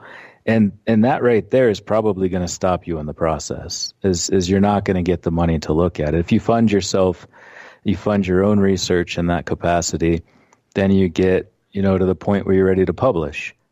And then you have to go through peer review. And peer review is a very important part of the scientific process. And coming back to your earlier question about, the importance of trying to build scientific collaboration and more discussion amongst scientists in regards to this phenomenon, you have to have peer review. You have to have other people looking at your research and finding holes in it and fixing things and making you rewrite it over and over and over again in order to present, the most valid scientific explanation you can. So even if you self-funded and you got to that point, the peer review process is probably not going to go very well unless you do have something. If you have a metamaterial, something completely different that can't really be explained by technology in our time, maybe you would find a couple funders. Maybe there would be some sort of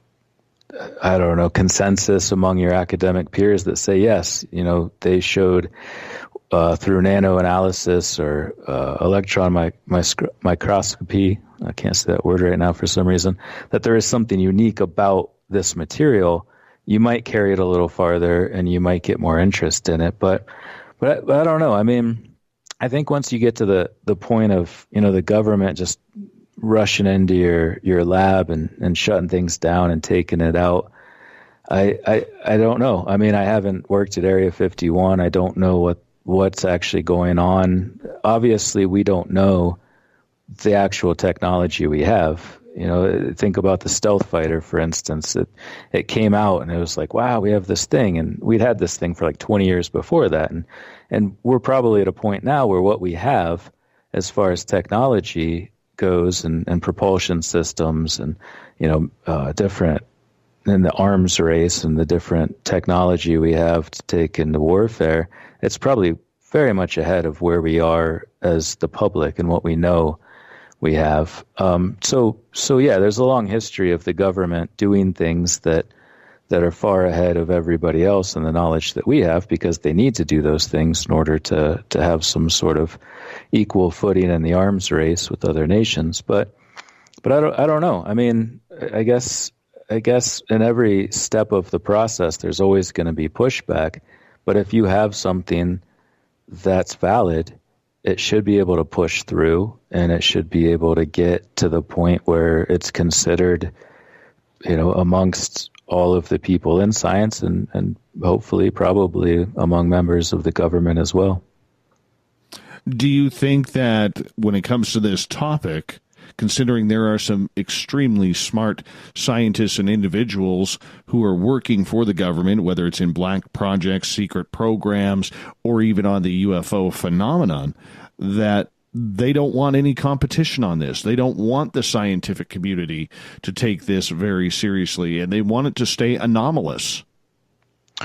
So are you saying that they would have like a vested interest in not knowing about it, or people not knowing about it, or just them protecting their intellectual property, essentially?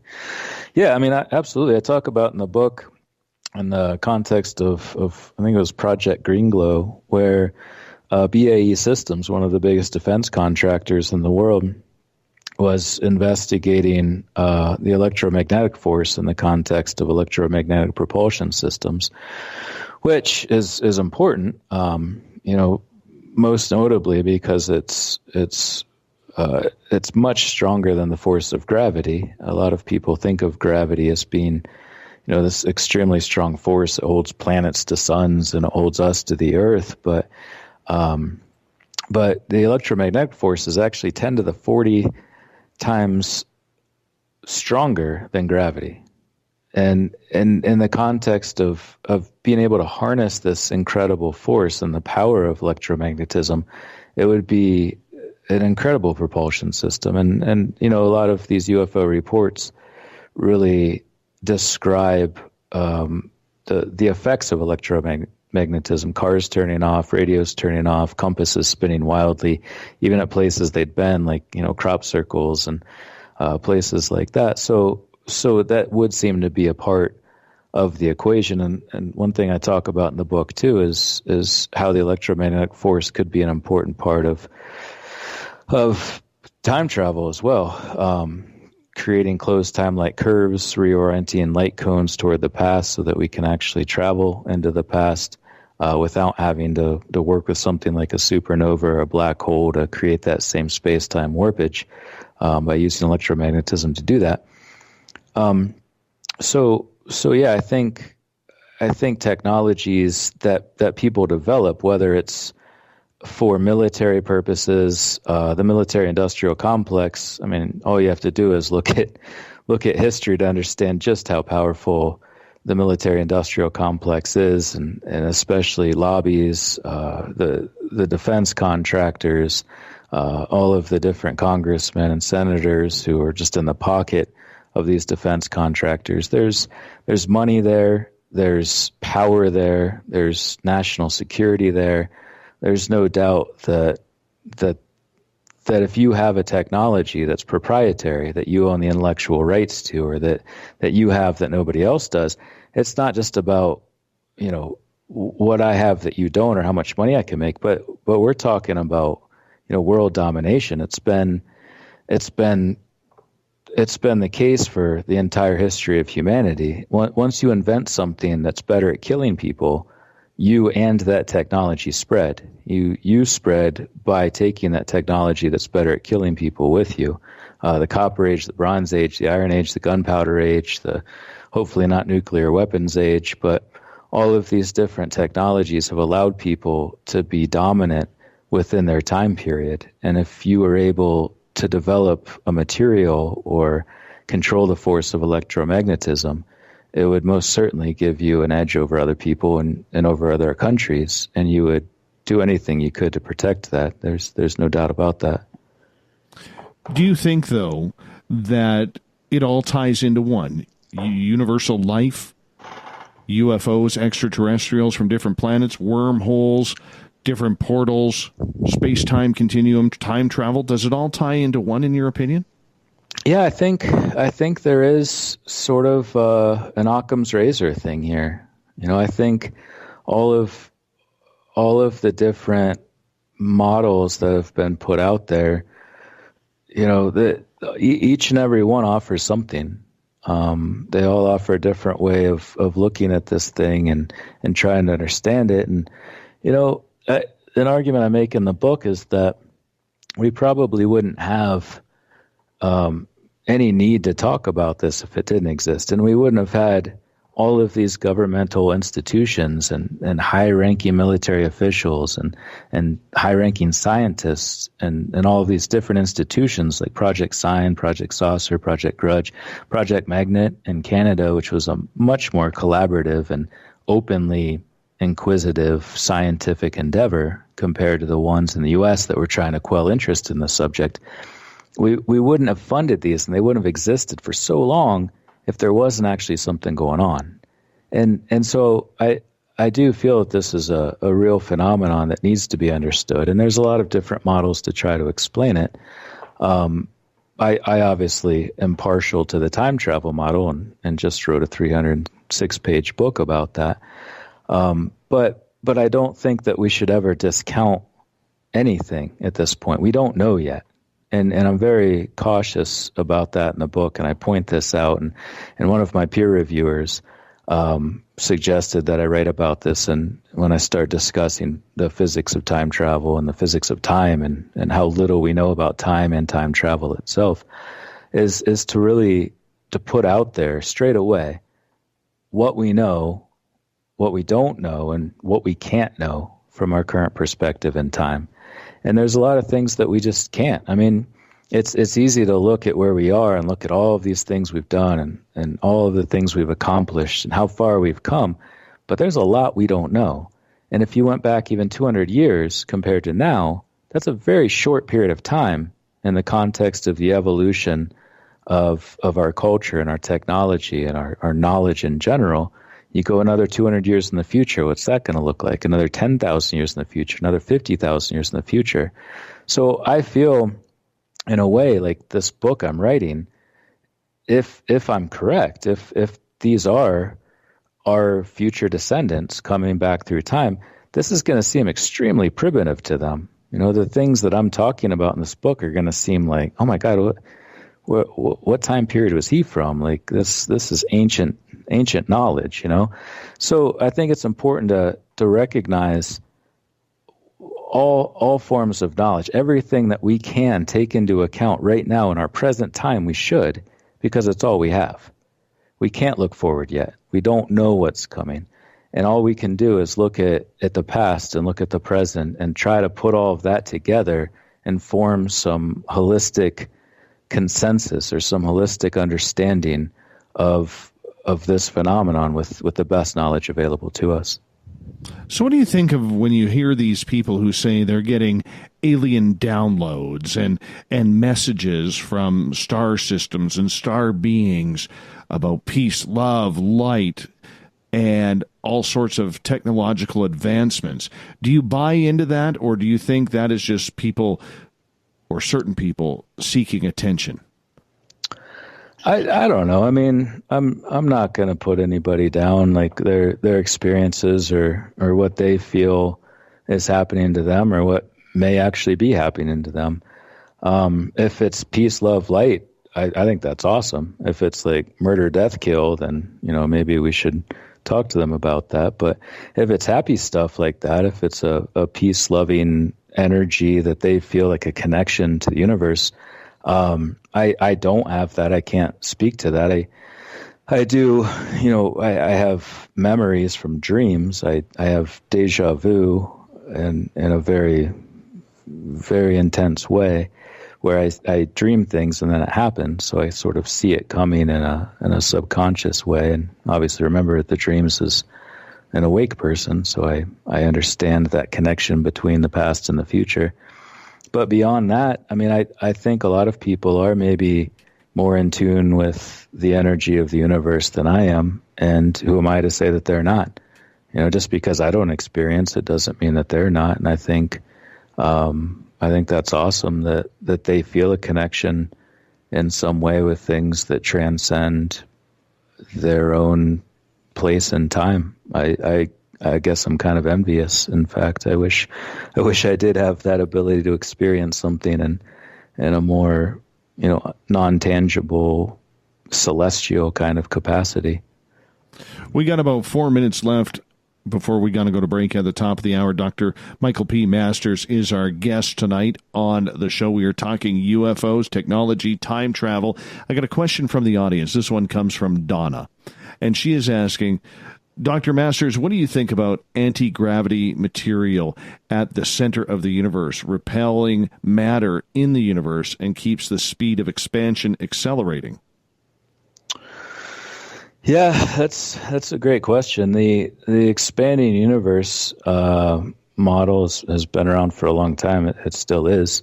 Whether it's an aspect of the Big Bang, just continuing to still force, you know, objects out and some sort of explosion that took place 14.5 billion years ago, or whether it's some sort of propulsion or anti-gravity that continues to force it apart. Dark matter has been brought up in that context too.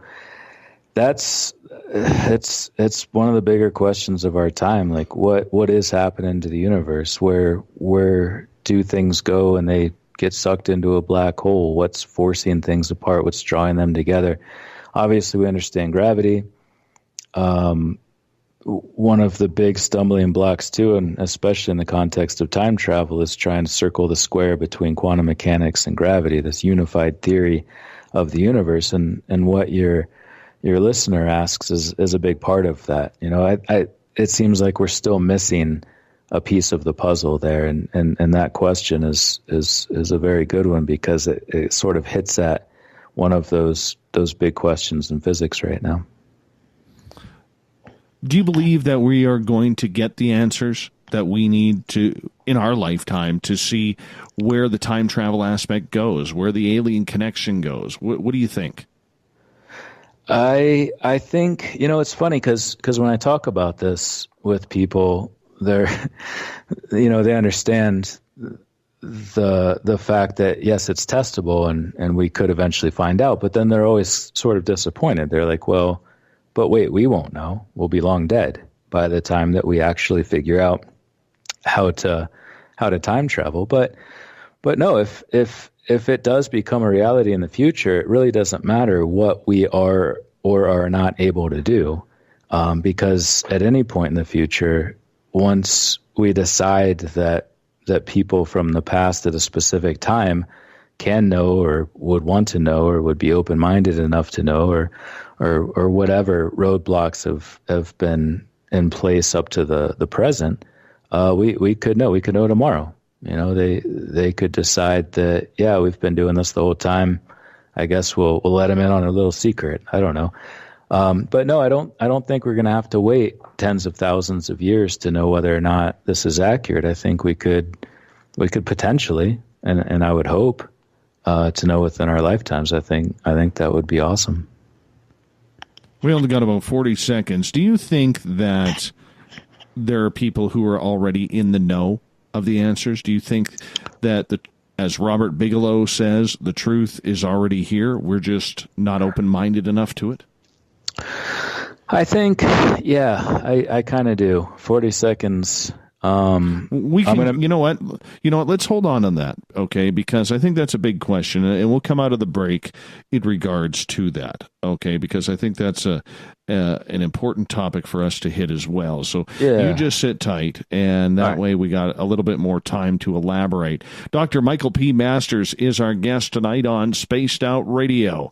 Now, he's got a brand new book coming out on March 15th, Identified Flying Objects, a Multidisciplinary Scientific Approach to the UFO Phenomenon. And, of course, he is a professor of biological anthropology at Montana Tech in the state of Montana. Why do I have Nevada on the mind? Because I need a Vegas trip. That's right. Nonetheless, yeah, exactly. Nonetheless, more Spaced Out Radio in Hour 3 coming up after this.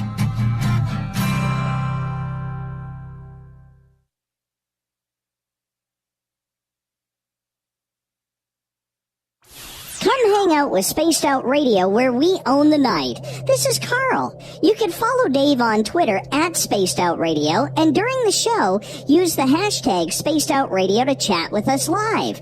On Instagram, at Dave Scott SOR. On Facebook, give our page a like, Spaced Out Radio Show.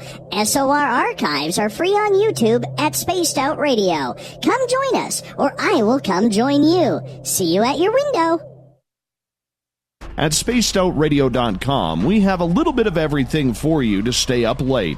So while you're there, check out our SOR Newswire, where our team brings you stories of the weird and strange to the WTF from around the globe. News on Bigfoot, UFOs, paranormal, Darwinian-type crime tales. It's the stories that the mainstream media usually won't touch. Well, we got them all on the SOR Newswire, only at spacedoutradio.com.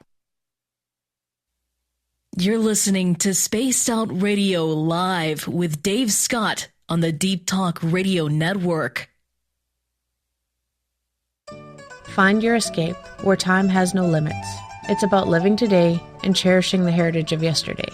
A spirit of adventure for what is new with the nostalgia of the past. Your timepiece is a reflection of who you are. Life surrounded by beauty from the world around us to the soul within. EscapeWatches.com. There is no time like the present to enjoy your escape. Use promo code SMF2017 for your 20% discount today. So, you love talk radio? Then you'll love TalkStreamLive.com. TalkStream Live is always on, 24/7, with the best streaming talk shows. Find your favorite talkers and discover some new ones. It's free, readily available online or on mobile with any smartphone or tablet. Finding your favorite talk shows all in one place has gotten a whole lot easier. Just go to TalkStreamLive.com. Be sure to download the free apps from Google Play or the iTunes App Store. Hi, George Norrie here. Are you ready for UFO MegaCon, the immersion event? 7 days, 8 nights, 50 new speakers, UFO military witnesses, experiencer groups, skywatches, and so much more. Join me at UFO MegaCon, March 24th through the 30th in Laughlin, Nevada. Truly the one and only new information conference of the year. Now check it out at UFOMegaCon.com. That's UFOMegaCon.com. Get your horns up with me on Spaced Out Radio. This is Ron Bumblefoot Thal. Come tune in to SOR where you can hear me rock out with Little Brother Is Watching, the official theme song of Spaced Out Radio. And then come on over to bumblefoot.com where you can find out about my tour schedule, my music, and everything else. Bumblefoot.com keeps you up to date on what I'm doing and the best way to stay in touch with my music and music camps. Sign up for my newsletter at bumblefoot.com and remember, Little Brother Is Watching. Visit purpleplates.com today. For over 40 years, the Purple Energy Plates have been delivering amazing results for their many customers. Inspired by the great genius Nikola Tesla, the harmony, healing, and energetic effects of the plates have proven over and over to be beneficial and often miraculous to thousands of customers. Check their site for daily specials and choose from their many energy products. You won't be sorry. Visit them today at purpleplates.com. You know, it's hard being the bad man of ufology, but that's just the way that I like it. This is Chris George Zuger, and I'll be hanging out with Dave Scott and SOR scientist Chris Cogswell for Reality Paranormal, the second Wednesday of every month. And our job is to break it down and come to conclusions as to what is really going on in the supernatural world. I'd love for you to join us right here on Spaced Out Radio. You hear footsteps in the empty room above you. A rocking chair begins rocking by itself. Don't be afraid of the things that go bump in the night. Reach for Spirit Storybox, the iPhone app the Huffington Post UK called the only ghost hunting app you will ever need. Spirit Storybox. The spirits are telling their stories. Are you listening?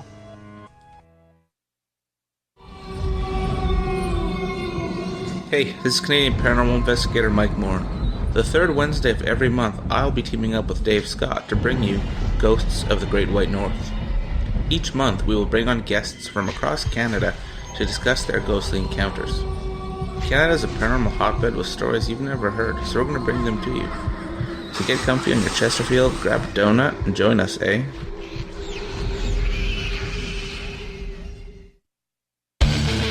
The Call of the Wild is in Vancouver. The Moose Vancouver is one of the hottest bars and restaurants in the city.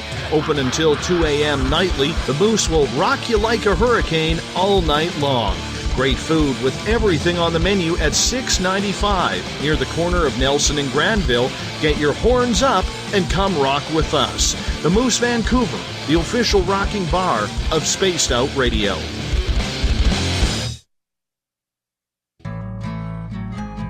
Looking for a place to advertise at a very reasonable cost? Look no further than Spaced Out Radio. SpacedOutRadio.com has an advertising tab that you can click to check out our daily, weekly, and monthly packages to play on the radio, or our website including social media. From commercial spots to banners, we have it all. Check out our competitive pricing today. The freedom to post what you want, when you want. That's the social media freedom you need. Social Media Freedom is the free app in your app store. No need to worry about going to jail or being shadow banned any longer. It's the freedom to say what you feel. The freedom to know Big Brother isn't watching. It's the way social media is supposed to be. Social Media Freedom. It's time to set yourself free. Download from your app store today. On the first Tuesday of every month, I encourage you to come along for a journey with me, Geraldine Orozco, on The Spiritual You. Together, we will take a look at how to access the highest expression of yourself and change your life. Consciousness, ET contact, health, and wellness, we can talk about it all. So come along for a spiritual ride with me, Geraldine Orozco, on The Spiritual You, only on Spaced Out Radio. We are getting ready to relaunch the SOR Space Travelers Club at spacedoutradio.com. For $5 a month, you can join us for a plethora of features found nowhere else. Hang out in a private chat room during the show and after party. You can check out some exclusive content and a store specifically for you, as well as a private listener forum where you can post your thoughts, stories, and pictures. The SOR Space Travelers Club, coming soon to spacedoutradio.com. Would you like to connect with us? Head to spacedoutradio.com for all your latest show info. Now, back to Dave Scott and SOR. Welcome back to the third and final hour of Spaced Out Radio. Tonight, I am your host, Dave Scott. Great to have you with us. Tomorrow night on the show, we're talking monsters, Sasquatch, with David Weatherly and Eric Altman. We get going at 9:06 Pacific, 12:06 a.m. Eastern at spacedoutradio.com. Hi to everyone listening in on KDUN AM 1030 in Reedsport, Oregon, KZFX 93.7 FM in Ridgecrest, California, WQEE 99.1 FM in Newnan, Georgia, and of course UPRN 107.7 FM in New Orleans. On the digital side, we say hello to everyone listening in on Revolution Radio and Deep Talk Radio. Remember, all of our archives are free at youtube.com/Spaced Out Radio. Just do old Davey the favor, hit that subscribe button. The Desert Clam has set the password for tonight in the SOR Space Travelers Club. Gobamoosh. Gobamoosh is your password. Make sure you use it wisely, Space Travelers, as the Clam sets the password each and every night right here on the mighty SOR. Our website is spacedoutradio.com, where we have a plethora of features for you. You can rock out to Bumblefoot, go shopping at our Spaced Out Radio store while you're tuned in. Great way to support this show. And, of course, you can always read up on Captain Shirk's SOR Newswire and much more. For the final time tonight, we introduce Dr. Michael P. Masters. He is a professor of biological anthropology at Montana Tech in the state of Montana, and he's got a new book coming out on the 15th of March, Identified Flying Objects, a Multidisciplinary Scientific Approach to the UFO Phenomenon. Michael, thank you so much for being on the show tonight. Absolutely. It's been a lot of fun. Now, right before the break, I asked you about Robert Bigelow. All right. And the reason why I brought him up is in May of 2017, he went on 60 Minutes and he said some of the most profound words in regards to ufology that went over most people's head, basically saying you don't need to travel to outer space to see extraterrestrials and UFOs when they're right here. Do you believe that we are encountering that phenomena and the people are out there who are in the know are basically saying it's right here, like Bigelow did, but we're being very ignorant on the subject in even looking into the phenomena? Because you take a look at Bigelow's resume in regards to trying to promote, space tourism. He's very well versed in black projects. He got the money for the ATIP program that Harry Reid secured from the U.S. government in $22 million. This guy's involved. When he speaks, we should be listening, especially about UFOs, but we're not. Yeah, I mean, if a prominent person comes out like that, it kind of comes back to what we were talking about earlier. Like, how did they get to that point? How did they get through all of these checks and balances in the scientific process and media, and avoiding the CIA and raiding your lab and whatnot? People like that, I do take seriously. Yeah, and it's kind of a broader question too: is are there people that know what's going on with this phenomenon? And I don't see how there's not. You know, I mean, these things, at least in the context of more overt interactions between, again, what I state are extraterrestrials in the book and modern humans at various points throughout history, prehistory. Since the 1940s, there seems to have been more overt interaction, or at least certain people seem to have been involved in things, and that's not really secret anymore. It's not conspiracy theory anymore. There's been divulgence among these different organizations about what they've been doing and what they've found, and clearly there's people within those that have known things. The secrecy surrounding it is also not really conspiracy theory anymore. It used to be. But now they've also come out and said, well, yes, we had to sign all these contracts. And why wouldn't you? You know, why wouldn't you have to sign something that said, I won't disclose what I know. I won't divulge these things to the general public. But it does kind of feel like we're entering a time when there's more coming out. There's more people talking about it. And if people come out and say things that are involved in aerospace, especially, I would lend more credence to those testaments, absolutely, because I do think, like I said before the break, a lot of the reason for secrecy makes sense in the context of the military. It makes sense in the context of what we have and what you don't have, and why we could beat you in this war and that war because of these reasons. That's what it's always been. So if it comes out of people that are involved in the aerospace industry, I absolutely believe that they know things. What they say, I don't know them personally. I'm not friends. I can't, validate or critique their personhood as a whole. But if there's divulgence by people that have been involved in this for a long time, or who have credentials that would seem to indicate that they have something valid to say, I would absolutely believe it. And I think there's probably many others who would love to come out and tell people about what they know, but who still are going to take it to their graves. And I feel like that's really unfortunate. It's very sad indeed, because I think, the more we talk about it, I mean, we can sit there and say the information is out there. It really is. We've had people like Bigelow, John Podesta, other high-ranking officials come out and talk about UFOs. Harry Reid, the former Nevada senator, continues to do that and is trying to procure more money from Senate. It's been really good to see that, too.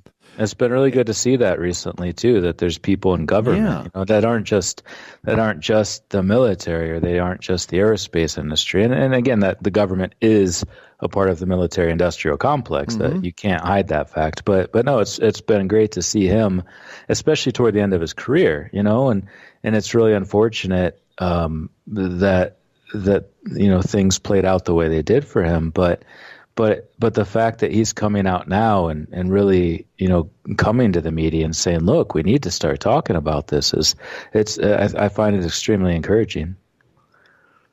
Well, the reason why I bring that up is here we have some very high-ranking government-type officials that are doing this and talking about this and making public statements that this is something we need to be investigating and researching. And yet we look at it, like getting back to the whole scientific aspect of everything, and the scientific field just seems to be ignoring all of these high-profile people who are having this public conversation.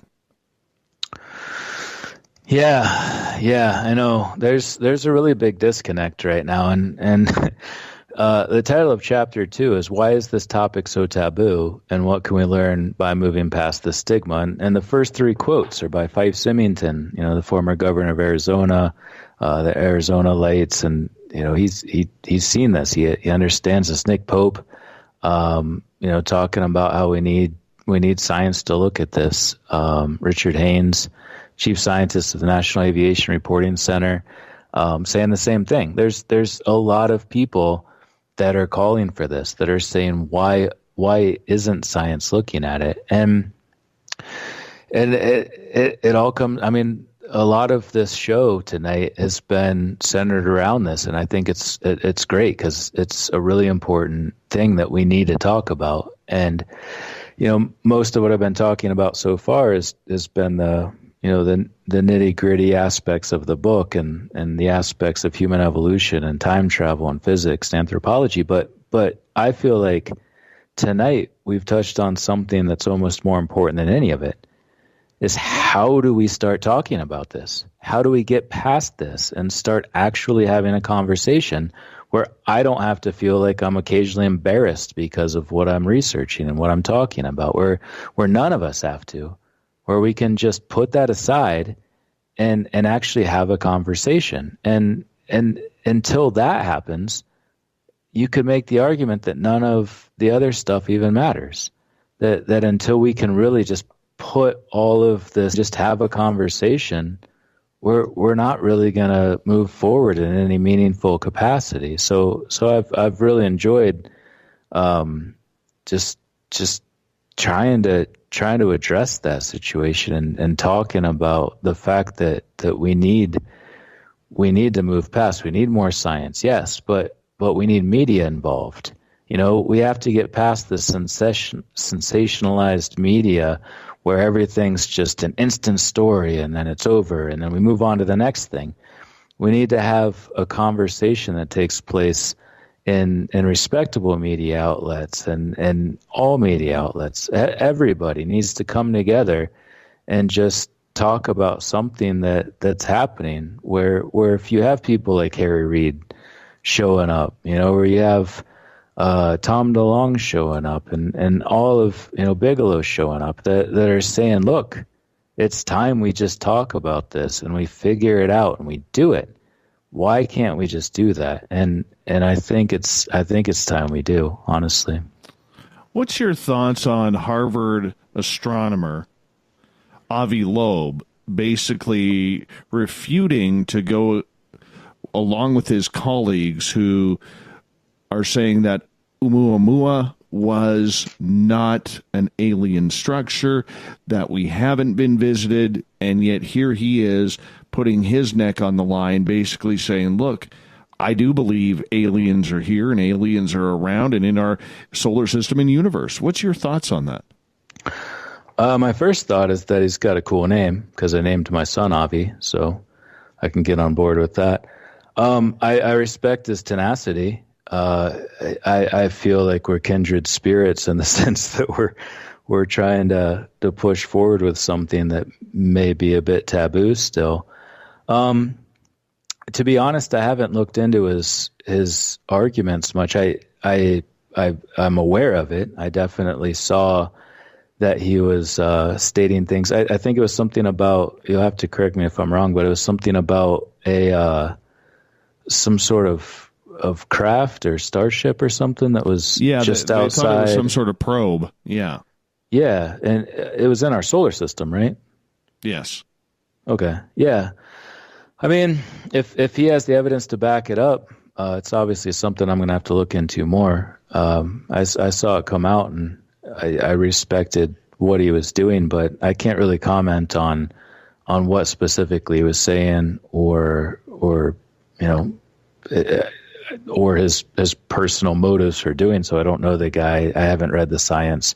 But I don't think he would, as a scientist, I guess, I don't think he would come out and say something like that unless he had something to say. There is always, like you said, are they seeking attention? Are they seeking, some sort of money or finance or something like that? Those questions should always be asked. Absolutely. But I can't really comment on the specifics of it. Let me ask you this, changing topics completely here. Being an anthropologist, and, right next door to you is Idaho, and Dr. Jeff Meldrum is somebody who looks very closely into Sasquatch, Bigfoot-type research. do you think that, being an anthropologist, that we could be dealing with some sort of creature outside of the realm that's still running around the jungles here that could be of alien descent? It could be of some sort of primal ape that has been hanging around for centuries that we just don't know about. Have you ever thought of looking into that as well? Yes. Oh my God. I wish you could see my face right now. I've been doing interviews over the last 6 or 7 months, and nobody's asked me about Sasquatch, and I couldn't believe it. It's what we do. Like, we study primates and we study human evolution, and I'm so glad to hear that question. I'm giddy, I guess I could say. Wow.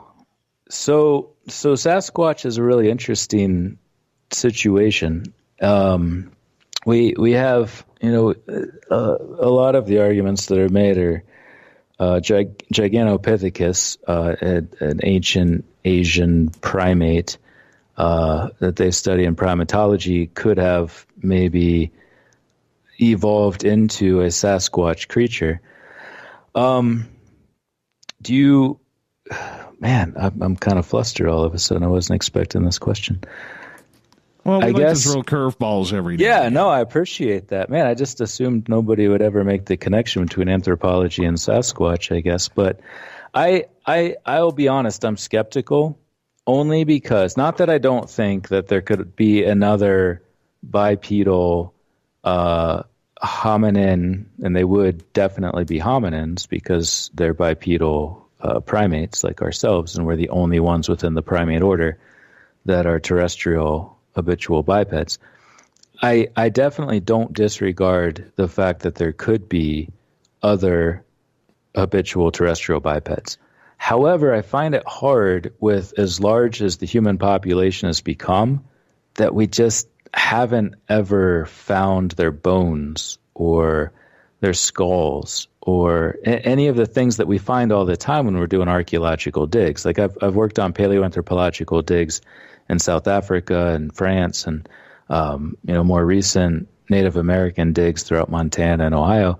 And there's always things, there's always the bones, there's always the skulls, there's always the tools. And for something like a Sasquatch to exist, it would need tools, and it would be using tools and making them. But we don't really find anything that's outside of the range of what humans make now or had made throughout the last 25 to 30,000 years as we moved across the Bering Land Bridge and came across from Polynesian islands into South America. And we just don't really have any skulls. If we found a skull in the woods, and they would preserve, and we would find them if they propagated throughout different parts of the forest throughout Canada and Alaska and up into Beringia and Russia and northern China, we'd think we'd find a skull, and we would look at this and say, that's not us, that's not modern humans, and it's not fossilized, it's not an ancient hominin species, so what is this? And that's never happened, and that makes me skeptical, but I'm definitely not going to discount it, because there are still a lot of places that humans haven't been. But the main thing to me is that all primate species are curious. We have big brains, and we're smart, and we're curious, and they would be too. There's no reason why a hominin species would not want to know what we are. Like, cats are curious. Cats are always like, what's going on over here? What is this thing? What happens if I knock this off the table? Like, mammals, intelligent animals, are smart. And so I find it hard to believe that black bears are coming in and looking through our garbage for stuff, and that there's a Sasquatch creature that exists that never did that. They never wondered, hey, what are those guys? They look like me. They walk upright like me. Like, what are they? I'm going to go introduce myself. And those, I guess, are the only reasons why I'm skeptical about Yeti or Sasquatch. Well, come on up here. I got tipped off to a Sasquatch area recently, and I got to go. I want to go, too. I would love to meet one. I think that would be awesome. And I can't understand. I'm skeptical about the curiosity thing, but at the same time, we're not always pleasant to be around people. I could see why they would look at us and be like, yeah, I'm just going to stay in the woods. I mean, that's why I live in Montana, for God's sakes. It's kind of nice just being in the forest and not having to deal with traffic and people and smog. I hear you there.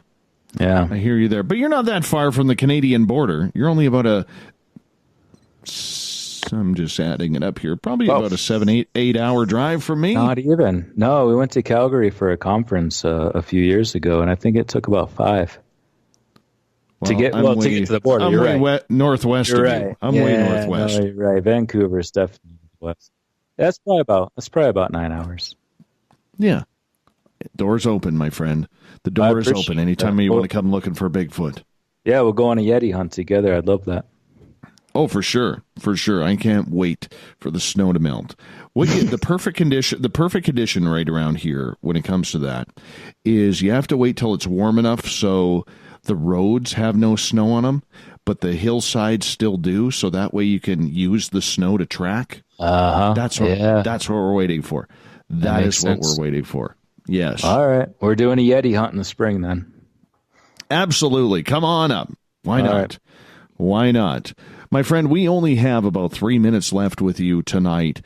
And in wrapping up this entire conversation, what steps, if you had one or two to talk about, would you like to see your fellow colleagues do or take in order to start looking into this information of the UFO phenomena and taking it a little bit more seriously?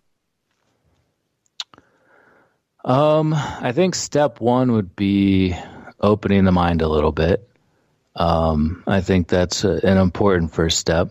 I mentioned Carl Sagan earlier, and one of his favorite things to say was that, and I'm paraphrasing here, but you should have an open mind, but not so open that your brain falls out.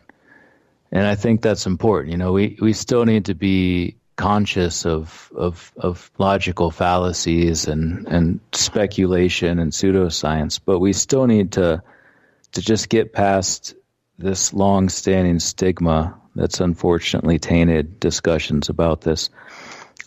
Next, I would say it's hard because the process of grant writing, the process of peer review, I don't feel like it's something that really can be changed. And it's not just in the context of, research that I'm doing.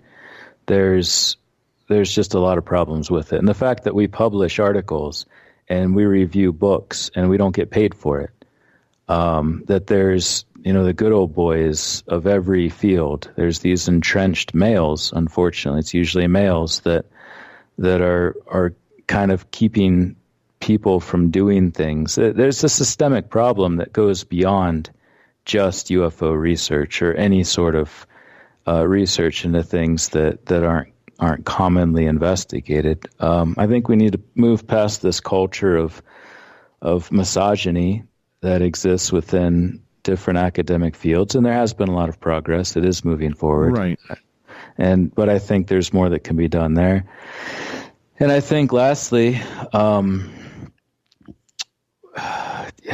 don't know. I mean, it's going to take something above science. It's not just. It doesn't stop at science. It needs to involve the media. It needs to involve the government. It needs to involve the general population. We need to be able to talk about it. It needs to be a cultural change. It needs to be a societal change where we can just have conversations and do what we do as scientists is push the boundaries of our knowledge and to move things forward.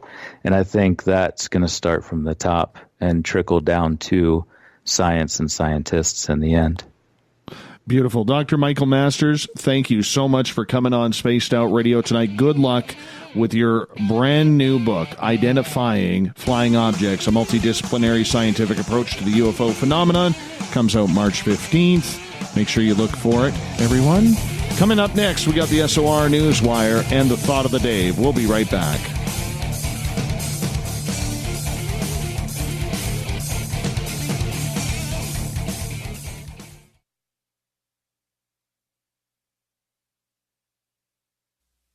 You're listening to Spaced Out Radio Live with Dave Scott on the Deep Talk Radio Network. Are you tired of being blocked, shadow banned, or placed in jail for simply posting your thoughts on social media? Social media freedom can take care of that for you.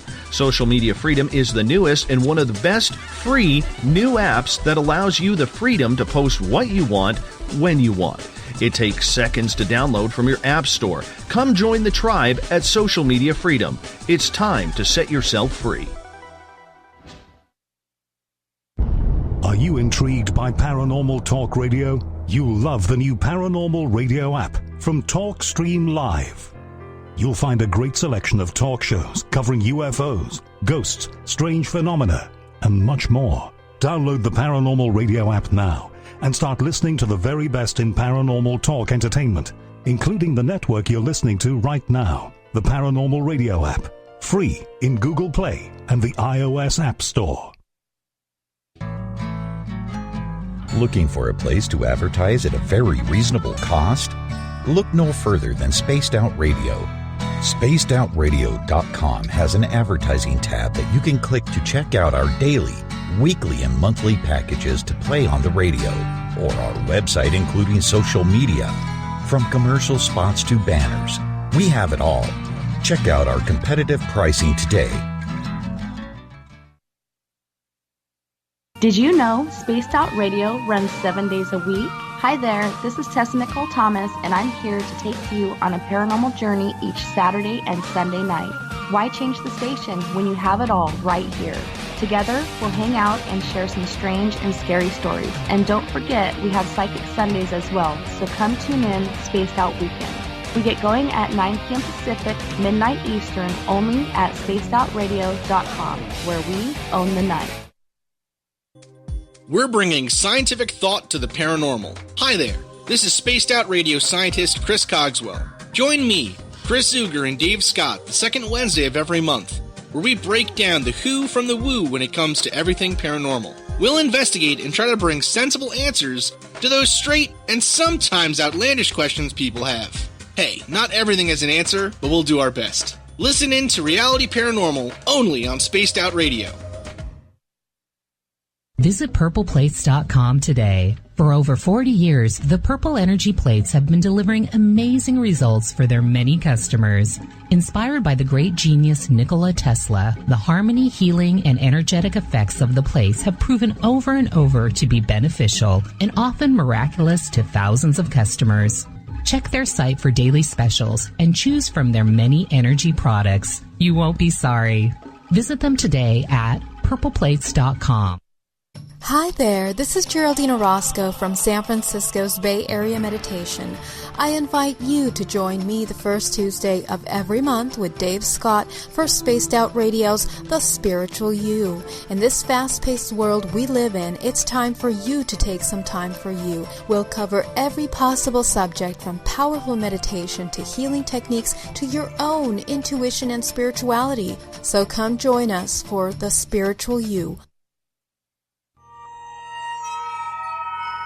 You hear footsteps in the empty room above you. A rocking chair begins rocking by itself. Don't be afraid of the things that go bump in the night. Reach for Spirit Storybox, the iPhone app the Huffington Post UK called the only ghost hunting app you will ever need. Spirit Storybox. The spirits are telling their stories. Are you listening? So, you love talk radio? Then you'll love TalkStreamLive.com. TalkStream Live is always on, 24/7, with the best streaming talk shows. Find your favorite talkers and discover some new ones. It's free, readily available online or on mobile with any smartphone or tablet. Finding your favorite talk shows all in one place has gotten a whole lot easier. Just go to TalkStreamLive.com. Be sure to download the free apps from Google Play or the iTunes App Store. Heading to Vancouver and looking for a night on the town? The Moose Vancouver is the bar that never stops rocking until 2 a.m. every night. The Moose has great food with everything on the menu from $6.95 to $8.95. Fantastic, vibrant staff and rock and roll that will bring you back to when the music was real, the hair was long, and the guitars were rocking. Get your party on at the Moose, Vancouver, the official party bar of Spaced Out Radio. Hi, George Norrie here. Are you ready for UFO MegaCon, the immersion event? 7 days, 8 nights, 50 new speakers, UFO military witnesses, experiencer groups, skywatches, and so much more. Join me at UFO MegaCon, March 24th through the 30th in Laughlin, Nevada. Truly the one and only new information conference of the year. Now check it out at UFOMegaCon.com. That's UFOMegaCon.com. Hello, this is your guitar man, Ron Bumblefoot Thal, and I have to tell you, I love the response I get for Little Brother is Watching from Spaced Out Radio fans. It's amazing how music can inspire and make people think deeper about what's going on in the supernatural world. You can head over to my website, bumblefoot.com, to check out my music, my guitar workshops, my touring, even check out some of the hot sauces that I'm working on. And make sure you keep on listening, because with Spaced Out Radio, you know Little Brother is watching. Coming soon to our website, spacedoutradio.com, is the SOR Space Travelers Club. For just $5 a month, you can get into a private area on our site where you can hang with other listeners in our chat room, post in our forum, and check out a bunch of exclusive content and store that won't be found anywhere else, including a nightly after-show party with Dave. It's going to be the best $5 a month you're going to spend. The SOR Space Travelers, only at spacedoutradio.com. A timepiece is a reflection of who you are, and what better way to show off the real you than with an Escape watch? Escape is a lifestyle brand accessorizing your days and nights. Choose to escape and create the life of discovery that you deserve. Dream, play, unite with your own personalized Escape watch. Head to escapewatches.com. There is no time like the present to enjoy your escape. Use promo code SMF2017 for your 20% discount today.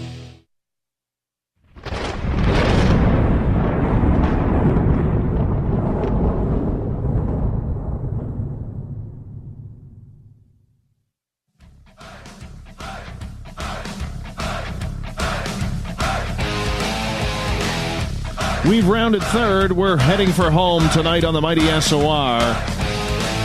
My name is Dave Scott, sitting in the captain's chair of Spaced Out Radio headquarters here in the frozen Canadian tundra. And don't forget, you can head to our website while you're listening in. Good time to buy yourself some swag, t-shirts, hats, hoodies, you name it, we got it. It's a great way to support this show, so get on it.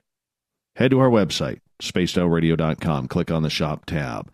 Let's get to the news of the day.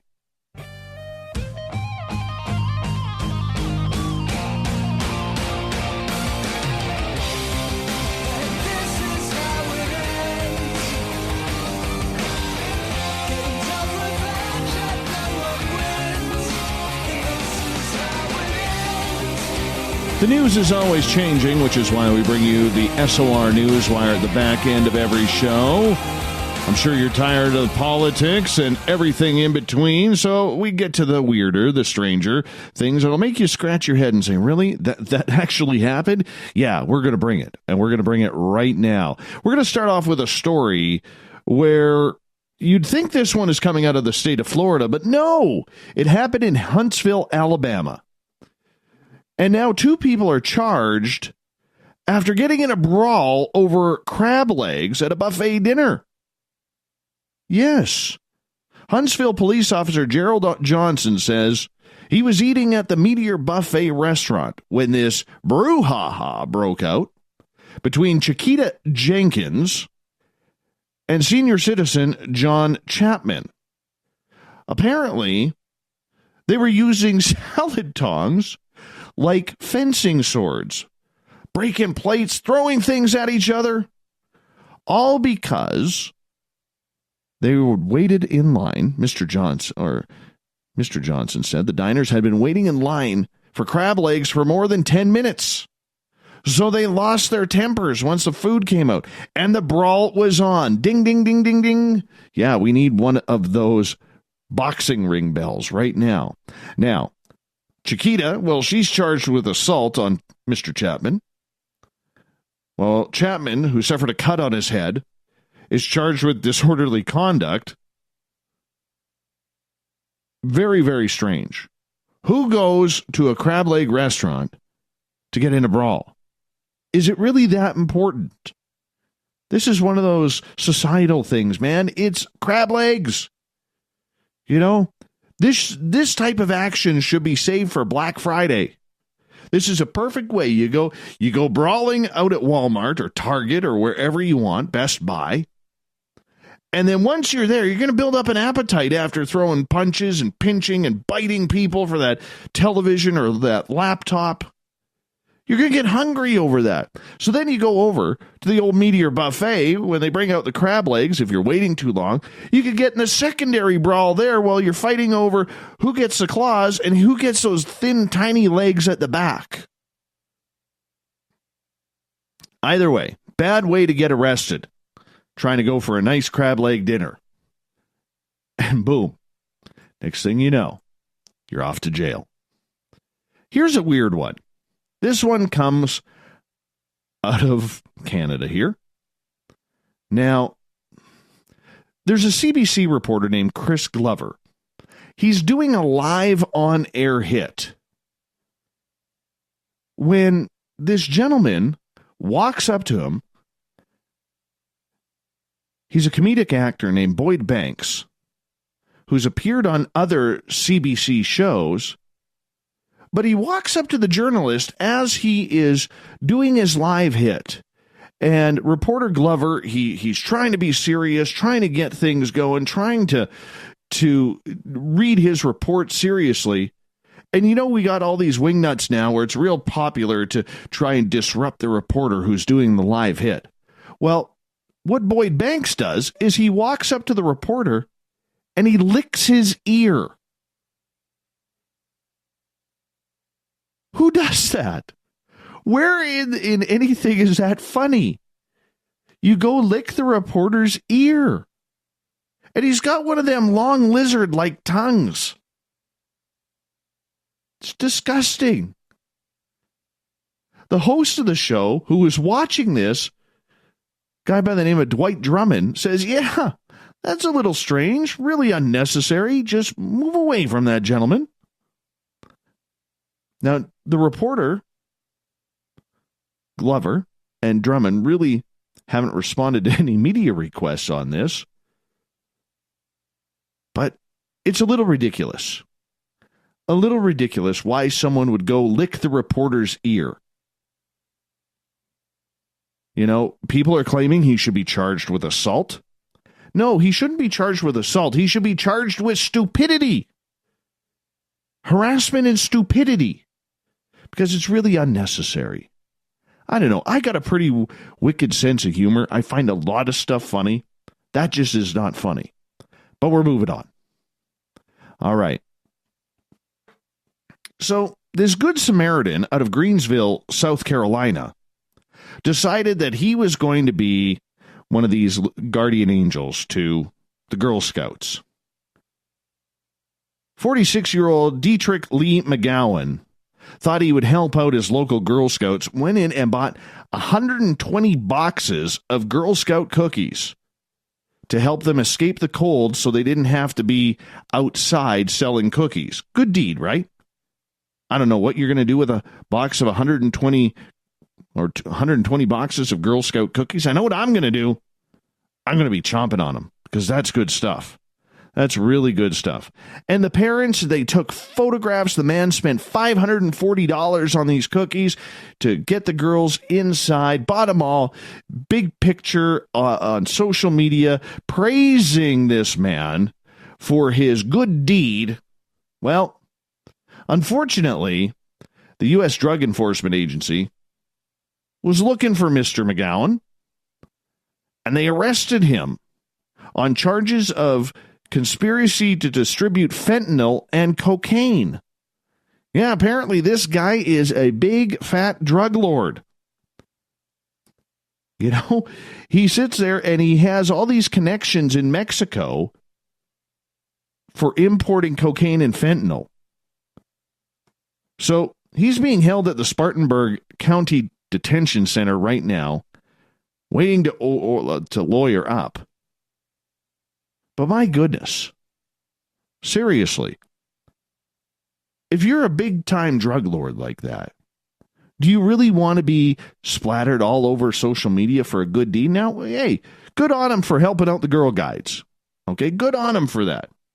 Thank you for helping those young ladies, sell all their cookies. Wonder if he gets to take the cookies to jail.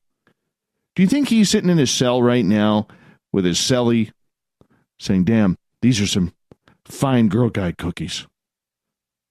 I wonder if that's happening. Maybe he gave them to the sheriff's department. Maybe he gave them to the prison guards. I don't know. I really don't know. But you don't want to be doing that. If you're a drug lord, you don't want to be splattered all over social media like that. Just do it silently. Don't pose for a picture with the young ladies. Especially if you're a coke, heroin, and fentanyl dealer. Doesn't look good. Doesn't look good at all. Let's get to a little bit more serious here. We're talking space all night. Well, here's one. And if you don't read space.com, the website, it's pretty cool. They've always got some very interesting stories on there. And apparently, our solar system has a new distant champ. Astronomers have found an object that lies 140 astronomical units from the sun. That's about 140 times the Earth-Sun distance, which is about, carry the one, 93 million miles or 150 million kilometers, whatever, nationality you're in. Metric nation or the old way.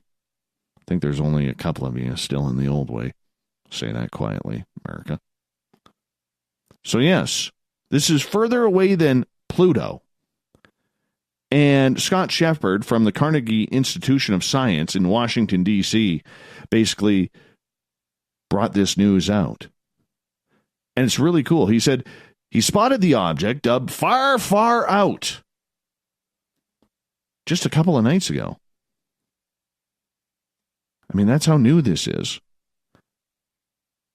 And it's very interesting because we're not sure if it's another planet. We're not sure if it's what it is right now. But the fact is we're finding things. It's very faint, hard to see, literally saying it's on the edge of our ability to detect it. It's literally pushing our technology to the limits. But Far, Far Out deposed the previous distance record by, few 100,000, maybe a couple million miles. What the hell? Road trip. Who wants to go? Who wants to go? Nonetheless, it's kind of cool that there is more stuff that we're finding. And this is what I love about space, is the infinite power of it all. The fact that we have these awesome men and women who are looking up into the stars every single day, trying to figure out what the heck is out there. They never find any spaceships. They never find any of them amoebozoids or whatever they're called that R. Keith Andrews talks about. Nope, never do that. We'll talk to R. Keith about that tomorrow night. I know you're excited. But nonetheless, another big find for astronomers out there. Our final story of the night goes to Florida. Of course it is. We all think our dog is supposed to be man's best friend. Well, this dog, nicknamed Butterbean, chubby tan French bulldog, obviously doesn't like his owner too much. Because Butterbean pretty much spilled the beans, which led his owner a one-way ticket to jail. So here's the background of it. Edgar Wallace Jones was arrested on Monday on a misdemeanor charge of disorderly conduct. So apparently, earlier in the month, somebody called police to report a man had grabbed his literature cart and the man's dog chewed up some of the papers. Strange. He gave the description of the suspect as well as the dog. So, Deputy Ian Duthert, when searching the beach, found several people who said they saw the man, described the victim as well as the dog. They didn't know the man's name, but how many people have French bulldogs? It's a rare dog. And they said the dog's name was Butterbean. Well, this is what led to the big bad arrest. So, went searching away, eventually found the Butterbean dog. And it's a dog that got his owner arrested. Wonder if that dog is going to be impounded. Good time to go to the thought of the Dave.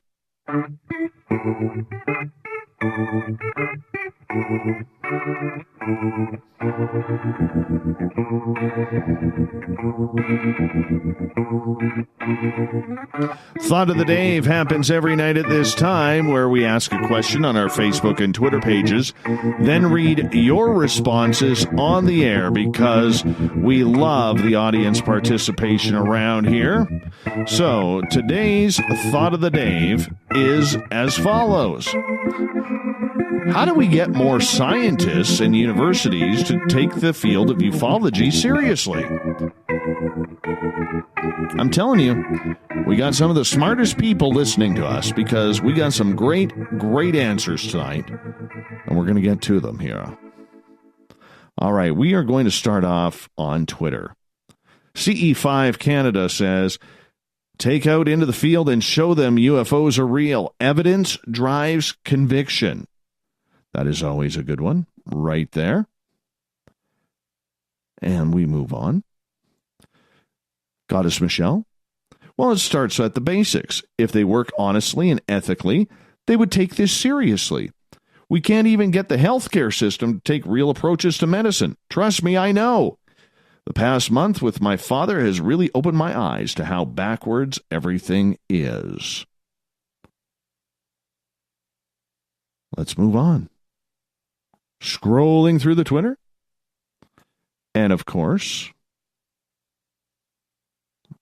well, I do have to say, there's a lot of comments out there today, and the reason why I'm kind of stumbling and bumbling here, there's a lot of comments today because I shaved my beard. I shaved my beard. People are concerned if I was losing it or something along those lines. Well, I lost it. I lost the beard. I hadn't shaved since October 27th.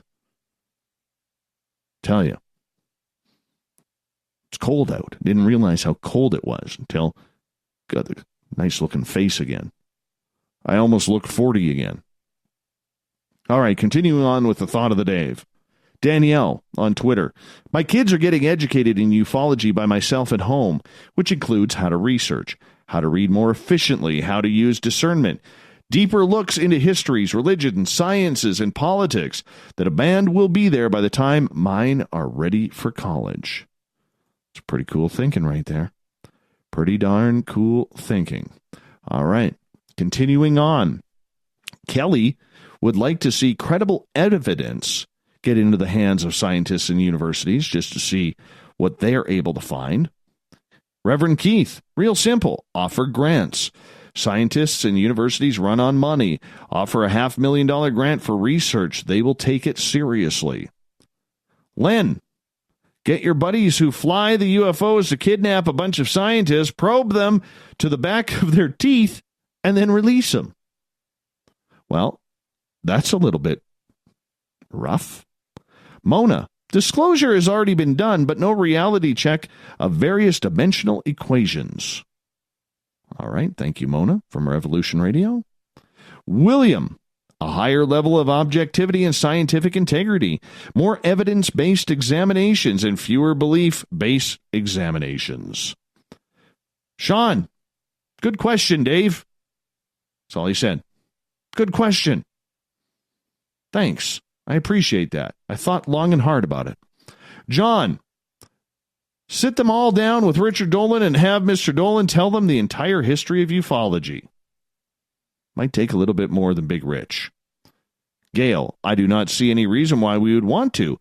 Every person I hear who speaks science or academics regarding UFOs does not have any better understanding nor insight into the reality than anyone else.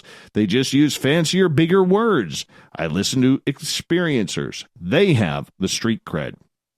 Russell, scientifically oriented people need to acknowledge the reality of thousands of empirical reports with common features from around the world and start treating these accounts as the objective data that they are, instead of burying their heads in the sand as if no phenomena exists, because UFOs challenge their current view of reality. Carl Sagan's statement, extraordinary claims require extraordinary evidence, is fallacious and violates multiple logical precepts. Extraordinary claims require the same level of evidence that non-extraordinary claims require. Science needs to acknowledge the veracity of these reports. Gabe, show them evidence. Kevin, false flag alien invasion. That always works. Joe, stacks and stacks of money. David, by conducting ourselves with integrity and treating each other with kindness. We got time for one or two more here. Donna, higher learning establishments will entertain the courses of study when pressured by a student body of investigators. Kevin, have a Star Trek convention near a forest with a known Bigfoot gifting site. Invite only scientists, university department heads, and deans. Include free hotel accommodations. Well, that's kind of good. Jan, turning this over a little, why has the TTSA not approached universities with their findings? Final one of the night, and I'm impressed by this one. Dave, I think it would take a trigonometry scientist. Don't forget, you can find all of our news at spacedoutradio.com. Click on the news wire. Captain Shirk has everything ready there for you for your own reading. So go check it out. It's all brought to you by Paranoia Magazine. Big thank you to Dr. Michael P. Masters for coming on the show to talk UFOs and science. Really appreciate his time. Tomorrow night on the show, David Weatherly and Eric Altman are back as we are talking monsters all night long, starting at 9:06 Pacific, 12:06 a.m. Eastern at spacedoutradio.com. We got Mr. Ron Bumblefoot Thal rocking in the background with Little Brother is Watching. Bumblefoot is the official music of Spaced Out Radio, rocking us in and out of every single show. Get your horns up for the guitar god himself. Special thanks to everyone listening in at home, in your cars, at work, in our chat rooms, wherever you may be. Remember, this show is copyright by Spaced Out Radio and SOR Media Ventures Limited. But thank you so much for telling your friends, doing your part to make us bigger and better every single night, because together, my friends, we own the night. I will talk to you in 21 hours from now. Mr. Bumblefoot, we need a favor. We need you to take us home. Good night.